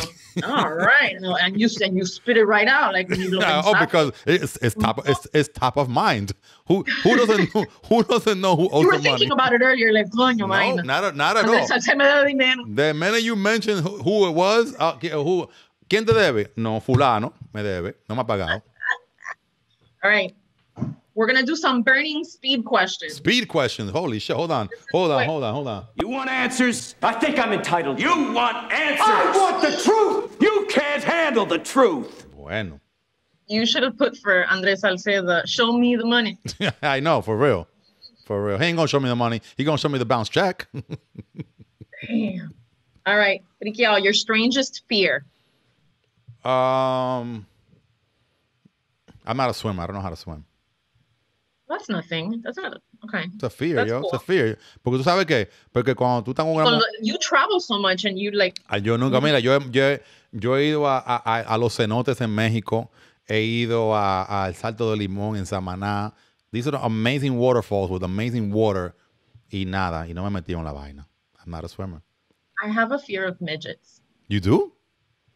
It's and like, I don't want to offend anybody. It's an actual, what are they called? There's like an actual name for it. And I get like, just thinking about it, like my palms start sweating and I get anxious and yeah, like I have a fear, I have like a real fear of midgets. Of like small people. And actually so you threw a party once. It's the only time my husband has taken me out to a concert that hasn't been one of his performances. Yeah. When you brought El Jeffy to Newark at Lucky 7. Oh yeah, that's right. Were you there? There was actually a drive-by as we were walking in. That was like my first clubbing experience in New York. Welcome to Brick City. I was, Welcome to Brick City. Oh, absolutely. I was like, oh my God, what's going on? And I remember the cop like fled and like the bullet like went right by me and I'm like, oh my God. And of course, my husband's like, tú ves porque a mí no me gusta salir a ningún lado. And I'm like, what? Like, so I was a huge Jeffrey fan. And Ivan took me to Lucky 7 to see El Jeffrey. And there was, I think the artist's name is Fenomeno, if I'm not mistaken. Yeah, from Passaic. Yeah. Mayor. Okay, so I think his brother is a short person. And the guys knew shit, yes. Oh my God. Okay, so oh my God. So the guys knew that like I had this fear. And then like I'm just sitting at the table because you hooked us up, you got us in for free, you got us at the table, it was great. I'm sitting at the table and then all of a sudden I feel like a tap and like I thought it was my husband. And so when I turn around, there's this like little person and like I literally started crying. And he went away like crying, tear crying. Like crying because I'm definitely like, I'm petrified. I'm afraid. I don't know what it is. To right now, to this day. Like right now, thinking about it, like I can show you my palms are sweating. No shit. Yeah. That's my biggest fear in life. I don't know why. Like I feel bad, but I just can't. Wow. Damn. I mean, okay. I mean, yeah. Like no. Damn. That's okay. I'll leave it alone. But yeah, no, and I don't know the guy personally, but I've seen him with Mayo. I've seen him with Mayo. Yeah, Mayo. I still remember that to this day. I'll never forget like who he was and who he's related to, because it was just like a moment. That's his. I don't know. Is that his brother? I think so. It is. I think it is. Somebody knows, correct me, but I'm pretty sure that's how I was introduced to him. I think it is. I think it's his brother. I think it's his brother. Yeah. Damn. Damn, that's pretty interesting though. No, besides that, no, I mean, yo, actually, like, no, I don't think I've had like fears like that, like spiritual some shit. Like sometimes I wake up in the middle of the night. We're like, shit. I thought somebody was choking me, but maybe I was just drunk. If you had a dream, like a guest star, dead or alive, that you can invite to dinner, who would it be? It doesn't have to be a celebrity. It could just be anybody, a historical figure, whatever. Somebody that I could invite out to dinner. Dead or alive? It would have to be Frida Kahlo. Oh. Yes. Wow. Like that, right? Look at you getting all deep. Yeah. Ooh. Frida Kahlo, yo. Frida Kahlo was an interesting woman. I went to the Frida Kahlo Museum in Mexico City. That shit was yo, Frida's life was crazy, yo.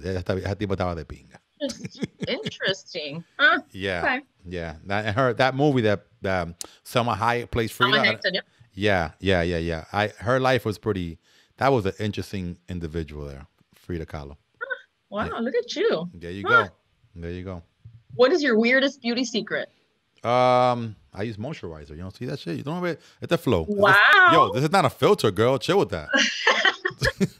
This is natural. What moisturizer do you use? Una vaina bacanísima ahí que me compraron ahí en MAC. Like, it's actually a woman's moisturizer. MAC? Yeah. It's a woman's moisturizer, but I wear that shit. And that shit, mira, yo, it hydrates your skin. You see, look at this. Look at you. Yo, this is not a filter. This is beautiful lighting and all this shit. Like, it's una vaina bacana. Moisturizer. Moisturizer and stay away from those soaps that you buy at CVS with the exfoliating and all that chemical shit. Stay away from that. I got this dope Himalayan soap that I use for my face, and it keeps your face clean. Himalayan soap and moisturizer. Beauty secrets. There you go. Look at that. Would you rather be stranded on a deserted island with Kim or Kanye, and why? With Kim, yo, chill with that. Coño, on a deserted island with Kanye, stop it. ¿Salgo yo más loco que él? Dale. Yo que estoy loco ya, imagínate con Kanye. El tigre es interesante. No, pero ella es más interesante en una stranded, en una isla sola. No, that question, you answered that question before you answered. You knew I was going to say Kim. Listen, you've surprised me so far. So you could have said Kanye because you want to talk about music. As long as you know me, there's shit that you're like, oh shit, I didn't know that. That's why I wanted to do this. You did this in high school, but never told your parents. I brought my friend to bring me back to school after I got suspended. My boy came back and he brought me back and he was playing the role of my big brother. And I got suspended. I'm like, yo, my mom can't find out about this shit. He brought me back. Yeah, I'm his big brother. Yeah, they told him everything, and then they allowed me back to come back into school, and he did such a good role that he threatened me in front of the principal, and I actually believed my friend. I'm like, yo, bro. So when we got outside, I'm like, you do know we were acting, right?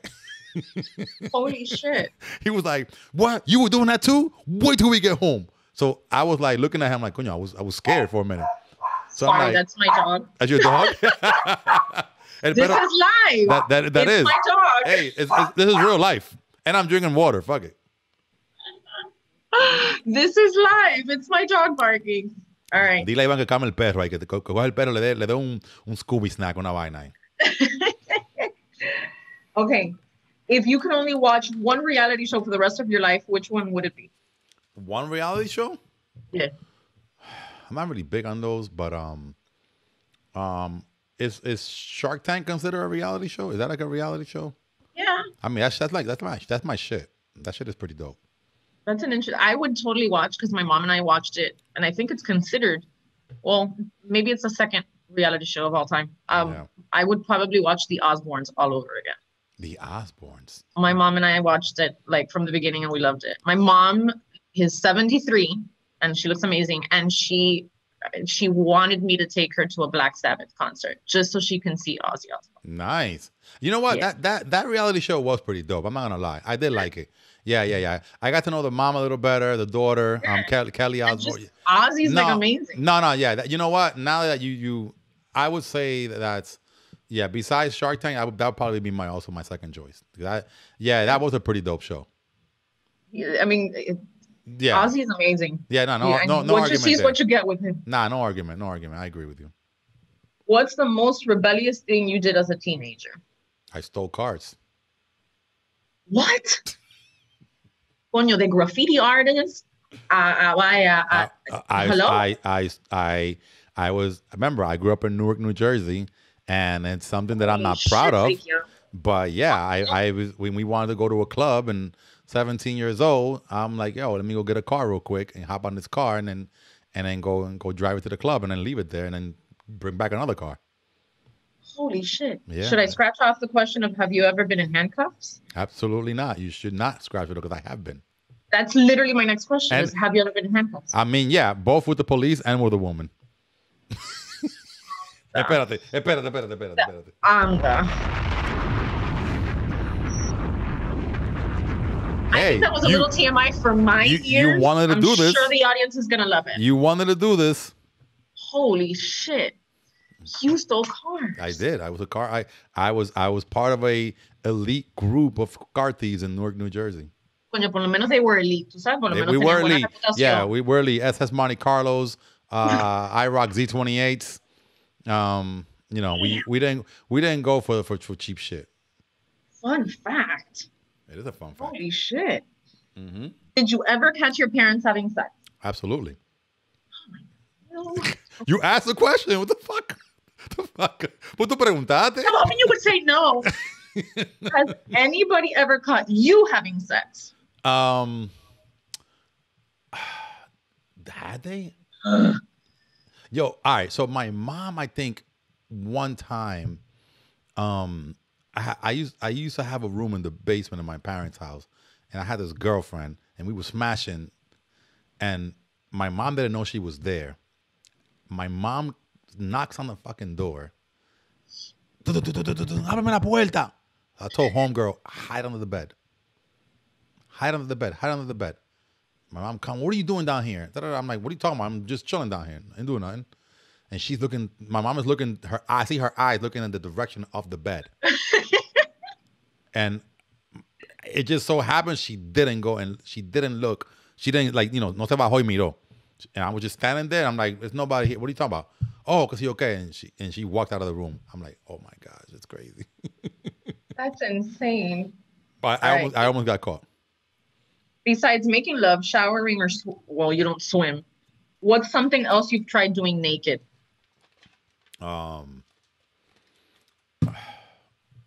Besides showering, yo, who doesn't eat breakfast in their kitchen table naked? Like, come on. I don't. I do. Holy shit, bro. Really? Yeah. I mean, not every day, but like I do that I mean, de vez en cuando y vaina, yo me siento ahí en cuero en pelota como Dios me trajo al mundo. Some Pop-Tarts and shit. It's a little mejor que hay. And on my phone. Holy shit. I can't right now. Tú estás preguntando preguntas. Tú estás preguntando vaina. Sí, pregunta. What body part are you most proud of? My brain. Do it. You thought I was gonna come with some other shit. My brain. Yeah, como es like my ankles. This is my part that I'm most proud of. It's the tool that I use the most, unfortunately. Listen, some people have one and don't use There it. you So go. Oh, damn. Damn. I haven't mentioned names. I just said some people. Está bien, está bien, está bien. When you look at a girl, what's the first thing that attracts you? Physically? Yes. You can't look at their soul. If you say that, that's such a like. No. That would be corny. That would be corny. Yeah. No, the first thing that attracts me would be hair. Hair. Yeah, how she does her hair. Wow.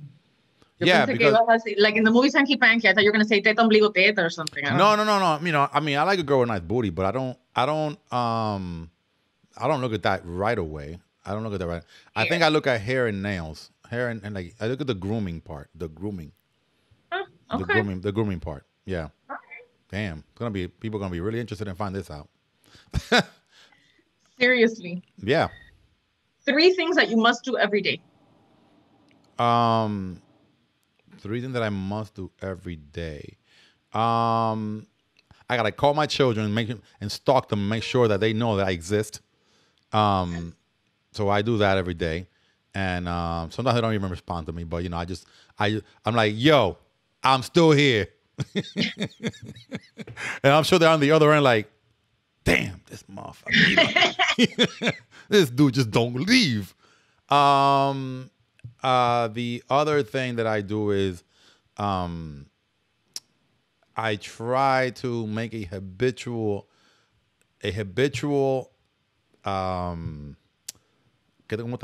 create a habit of trying to write what I have to do for that day.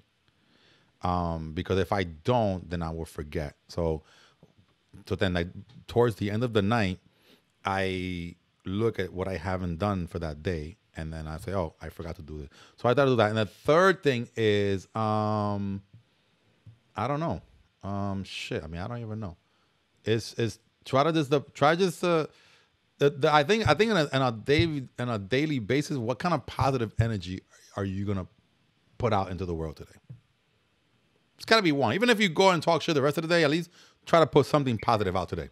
If you go on one of your rants. Yeah. I mean, I've been going on less and less rants because this thing keeps me really busy now. So I have no time for rants anymore. The other day, I happened to wake up, and I think on a Sunday or something, I'm like, coño, I haven't really done this in a while. Let me write some shit. But yeah. But I would say, you know, each and every day, try to put something out into the world that's positive. Anything. Share something you found out. Share it out because, you know, sometimes people need to know. You may not know who you're impacting on the other side. So. Very true. Your most annoying habit. That like your kids, your wife, that like people just that know you is like your most annoying habit. Coño, que yo tengo tanto. At least you're honest about it. Yeah. The most annoying habit is I don't know. I leave the lights on a lot. That's not a popular one around here. I leave a lot of lights on. I don't know why. I think my mom used to leave me alone as a kid sometime, and I always wanted the light on or some shit. I don't know, man. Yo tengo tanta vaina que yo hago que le molestan a la gente. No, pero algo que te digan así siempre, de que, oye, no jodas más, like that, you know, that shit annoys us. I don't know. I don't know. Sometimes people, you know, all right, I got one. I just thought of it. I think that I tend to have conversations with people, and sometimes they think I'm ignoring them, but I'm not. But sometimes I'm a Pisces, man. We're constantly in this creative mode, right? So I think most people sometimes think that they are speaking to me. Not think. It is actually something that actually I do. So it's not even like it's not them. It's me. They could be having a conversation with me, and my mind is like, coño, mañana tengo yo que hacer una vaina. And while you're talking, I'm thinking about my next day's activities, right? So I have like a lot of thoughts going through my head at the same time. So it may appear that I am not listening to you or not entertaining you but I am capturing some of the stuff you're saying. Not all, because some will slip because in between my thoughts, oh yeah, what was that again? Oh, and people were like, oh, you weren't paying attention. I already told you. Like, so I get that a lot. I get that from my daughter. You get that a lot at home, huh? Oh, my daughter all the time say it to me all the time. Like, I just told you. I'm like, my business partner, yo, I told you. I'm like, so now what I just make a habit is like, if you want me to do something or you're sharing something with me, I just stop what I'm doing and I just no phone, no nothing. I just make sure that I focus on the combo. Or they can like type you on WhatsApp so that you have it. Even that, people write me and text me, and sometimes I lo dejo en visto, and people are like, "Oh, you read it, or you were online." Yo, I didn't even know this whole WhatsApp thing. You could with this whole online shit. You're online. Is that why, like, when I send you something, it doesn't show the little blue things? But I know that you've read it because you responded to me. Yeah. That's your so no, it's not even that. It's almost like when you see somebody that get online. There's like a little online thing on WhatsApp. So I just learned this recently, actually. Somebody sent me something. I didn't respond, but I was on WhatsApp. Mm-hmm. So they said, you didn't respond, but you were online. I'm like, oh, online on the internet? No, you were online on WhatsApp. Yeah. Uh-huh. I'm like, oh, well, how do you? So now I'm like, coño, pero damn, this is crazy. So, you know, it's like people tend to, we live in an age today that everybody wants instant gratification. They want everything now. Nobody wants to wait. You know, these check marks on WhatsApp, like you read it, so therefore you need to respond right now. Well, you don't know what I was doing. Right. You know, perhaps I was like when you text me earlier, like I put sounds good. It might have been like, coño, este tipo, he was so dry. But I was driving. You know? And I sent you a message. I'm like, wow, he's really not that excited. Yeah, no, and I was driving. That's what I was driving, and I wrote that, and I'm like, I guarantee you that's gonna, because you wrote me this long voice note. Yo, vamos a la vaina, que sí, okay, like, and I'm like, sounds good. My God.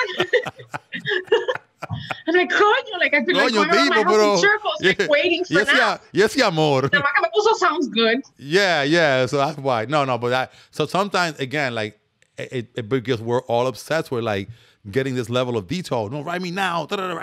Write, you know, and it's hard because, and then, you know, if we only had one unified platform to message, if WhatsApp was the tool of choice, that's why I try to write everyone on WhatsApp, because I try not to text too much through the regular phone, because it's like, we have, okay, now I got to go through text. Now I got to go through WhatsApp. Now I got to go through Messenger. Now I got to go through DM. Coño, but I guess too many places where I can get communication from.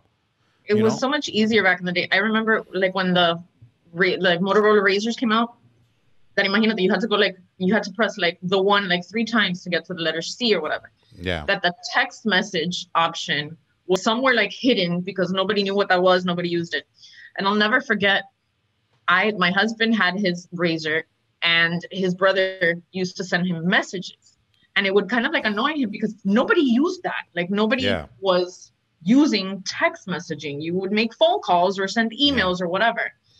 And he would get so annoyed. He's like, my God, why am I, porque yo tengo que escribir todo esto, you know, like responderle estos mensajes, because it was a mission to go through each letter, press A, E. Yeah. It was just a mission. That was called, we didn't know that. Yeah, that was called the T9 text input. Yeah, and nobody used that shit. You either picked up the phone and called, and that was that. Right. And it's funny because my husband always complained about it. Yeah. And now that's all my husband does. My business part. It's either text or FaceTime. It's not even a phone call anymore. He needs to either see you or message you. Yeah, that's all he does now. My business partner and I, we have a rule. Like, we have a text expiration limit.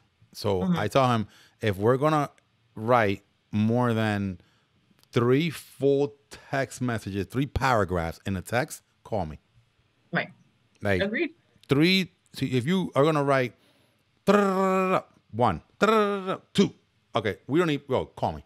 Like, I don't need to be. You know, now if it's something you need me to remember and not forget, then text me. Hey, reminder, pick up milk. Okay, great. Or un chisme that you want to. Or un chisme. Oh no, I mean, I have a friend called DJ Mad. Que él es el DJ de Romeo Santos. Shout out to DJ Mad.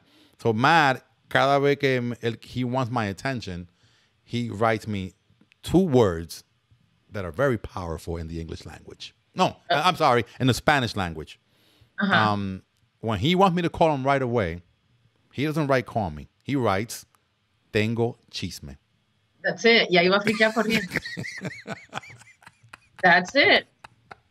Yo, he writes me, it. tengo chisme, and his phone is ringing right before he could put it down.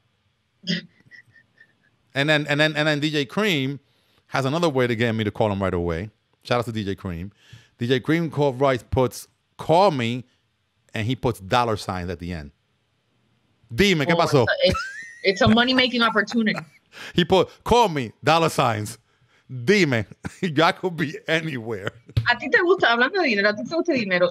How much money have you made in your career? If you can, I don't know if I could. I don't know if I could even summarize it. Like I don't even know if I could even put a number to it because. Have you made more than $1 million? I'm sure that $1 million has crossed my hands.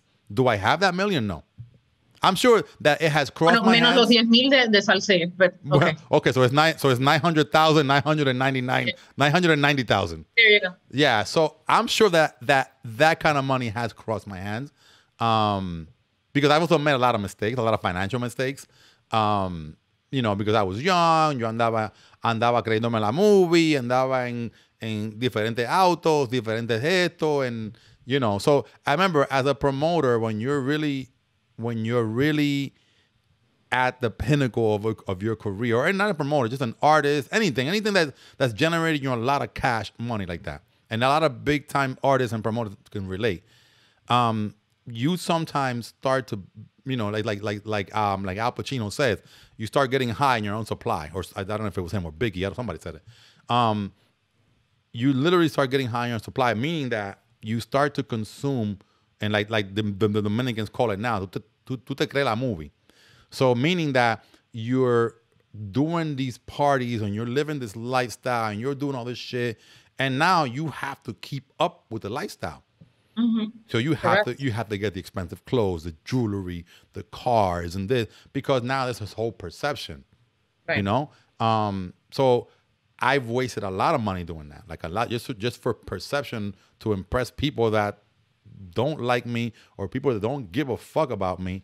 And I spent a lot of money trying to impress those people. But as I got older, I then got rid of all those things and I focused on what was important. You know what I mean? So if I had to answer your question, yeah, I'm sure I probably ran through $1 million through my hand. I'm sure it crossed this one hand and then went to the merchant or whatever I was buying, and I gotta buy these rims from you. I gotta hook up my car. I gotta go this and this, that, and 5-star restaurant, Michelin rating, and that lifestyle gets the best of you. And I've seen a lot of people that have made tons of money.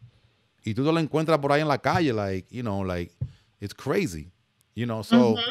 So for word of advice, man, to anybody that's really doing this, just invest your money. And if I would have had someone over my shoulder telling me, yo, all right, you made $10,000, okay, go invest that money into this, go buy this, go buy that at a young age, oh my God, I wouldn't even be talking to you here right now. I would be like, Rosy, come to my apartment in my penthouse in Key Biscayne. Hacemos la entrevista de aquí mismo. But it is what it is. But like I said, You live and learn. It's a learning experience. And I can't complain that I've done well. I've been taught lessons. So meaning that what I value the most is not the money part, but it's more the lessons. And those lessons are worth more than whatever money that you could come to your hands. Because remember, como dijo un amigo mío, me dijo, it is much easier for a millionaire that once was a millionaire that is broke to become a millionaire again versus somebody who never was. You feel me? So if you learn the lessons, I think that you can regain anything that you've had. Anything. Listen, Tony Bennett is, I think, one of like the most known singers of that time, of his time. And he's made a lot of money, I'm sure. And he still lives in a rented apartment in New York. Yeah. Well, that's the other thing. Tony Bennett. That's the other thing that I've learned, right? I've learned to be a minimalist in my old age. I've learned that you don't need to live in a big house. You don't need to drive, you don't need to have 30 cars. Right. Again, if that's what you like and that's what you want to do. But me, I've learned to, when they say generational wealth, you want to make sure that your kids and your family and your kids' children are taken care of. some people are out here talking about generational wealth, but then they got like 30 cars in their driveway. I'm like, how is that generational? I don't know. Maybe they have a formula that I don't understand, or that I don't know about, or that I'm not privy to. But I've also learned to minimize the lifestyle. Like, doesn't mean that I still don't go to a nice restaurant. Doesn't mean that I don't like a nice theater, or go to a nice play, or go to something. But you've learned how to do more with less. You know what I mean? Like, and I think that people need to understand that it's a journey, man. And somebody who's 24 may not understand this, but and that's fine. Yeah, and that's okay. But you also have to understand that you live and learn, and then there are some people who never learn. So. And so I am grateful that I was able to learn, that I was able to say, no, you know what? I don't need to live in a 6-bedroom home. I'm okay living in a 2-bedroom home. I'm okay living because every day that you wake up and you can breathe and you can walk and you can get in your car and go do that's a blessing every day. So yo no tengo que estar, no, que yo tengo que comprarme una casa con 3 piscinas, con vaina, que esto, for what? So you can show that to the next person. Or what? Or if you have indispensable income, shit, yo, vete, cómprate coño un avión. Pero si son cosas que tú that you're gonna spend money just to create more debt, then I don't see the point of that. Again, that's just my opinion, but all right. Yeah. Final question, coño. Tenemos ya casi 2 horas aquí ya. What do you want your legacy to be in the entertainment industry? What do you want, like, your kids, when you're no longer on this earth, to look back, and when they mention Frikkiao, what do you want them to take from everything that you've done? Somebody that just never gave up. Somebody that when they wanted to try something, they tried it, right? Because I tried a lot of shit. I tried so many things. And the thing is, just somebody who was resilient, who was passionate and put time and effort into whatever you were doing. Sometimes, unfortunately, that passion and that resilience takes time away from spending time with your family and your loved ones. Sometimes that pulls us away. It's not intentional, but those of us who are passionate tend to get so involved in the pursuit of perfection in what we're doing that we tend to neglect. And I've been through that too. I've been through that situation too, where now, like, now it's more of a balance, but, and not everything needs to go on social media, but it's more of a balance, and it's more of that. So what I would want anyone to know watching this 20 or 50 or 100 years from now is that if in your mind you truly want to try it, you want to do it, then do it. Nothing should stop you from doing it. Because that's one thing that I think every time I want to try it, I want to try. Alex Sensation, when I interviewed him the other day, he was like, what haven't you done? What haven't you done? Every time, you call me, yo, I got this idea. And it's true. And it's very true. Like, it's a very, I'm always like, yo, tengo una vaina, estoy haciendo esto, tengo lo otro. Because you're, first of all, you get enjoyment out of trying it. And you get enjoyment out of the challenge, right? If you say, I'm going to set out to try to do this. I remember years ago, I produced a fashion show. I know nothing about fashion. I'm no fashionista. I know nothing. But yet, I produced an amazing fashion show, and, that had 2,000 people attending, runway models, it's up on YouTube. It's there, and I didn't think I could do that. I'm like, shit, I know nothing about hair and makeup. I know nothing about dressing. I don't know nothing about casillo, but I figured it out. I just opened up a restaurant. I saw that. I had no clue about doing any. Yo no sé nada esa vaina. I had no clue, but you know what? Let me go try that. And it's there. It's up and running. It's doing well. Like, and I'm like, I'm gonna try it. It's not. But then again, once you try it, then you learn the fundamentals, and you learn as you go along, and you work the networks too. Because now, if I know somebody that owned the restaurant, I call them, hey, of course. I have so many friends that own different businesses, and I would call them up. Hey, where do I do this? Where do I get that? And everybody has been so helpful with this project. Everybody, like, here, this is where you go get this. This is where you go do that. So that's what happens when you build all these relationships throughout the years. That now, you can call up on people to help you, and then they're helping you. So then they're helping us. But I had no clue. I had a zero of a clue. I'm like, and I even told my partner, I'm like, bro, like, I hope you can make these damn sandwiches. Si es por mí, si es por mí, esta vaina se va a quemar aquí. Yo no sé nada de esta vaina. Pero I do have a good understanding of what it is to remodel a space. I do have a good understanding of dealing with contractors. I have a good understanding of what it is to market something or how to promote something, how to brand it. So I have that. So I could bring that. So if you can make this stuff like you say you can make it. Let's present it well. Let's put it out to the world, and let's redo this whole place. Let's make it look pretty and people that is welcoming. And we did. And it's very successful. Like, we're actually working on number 2 now. So like, That's awesome. Yeah. So but yeah, just again, if you're watching this, whether you know me or not, just be resilient. Just if you're gonna do it, just do it. Keep moving forward. Keep executing. Know that you're gonna fail, because failure is the most important lesson you can get. Like whenever I take something on, I almost want to fail. I'm like, I want what can go wrong to go wrong. Right. Because that's how I'm going to learn how not to do it. That's it. Very good. That's it. Yeah. And that's it for me. Coño. Yeah. Casi nada. 2 hours. That was going to take us this long. 2 hours. 2 hours complete. Oh, I was like, oh my God. Like, I'm only going to make it to 45-minute cut. No. It's not going to be enough. No. It's all good. Like I said, it was good because, I think that, there's a lot of questions people don't know. And they didn't want to know. But like I said, it's just that. I think people need to really do their homework on everything that they're gonna take on. And you did. I didn't know. You told me about archive.org. ¿Cómo la vaina? Archive, que sí o qué? Archive.org. Go in and you put it's called the Wayback Machine. You put in fiestacalientes.com and you can literally, it tells you all the years that that they have what they call screenshots of certain things. If you had a lot of JavaScript on it, some links might not work, but for the most part, there's a lot of content there. Wow. I gotta check that out. So yeah. But thank you for doing this. Thank you so much for letting me do this. Thank you for allowing me to give a little bit of me, even though there's a lot more to it, but maybe we'll do a part 2 one day. Okay, there we go.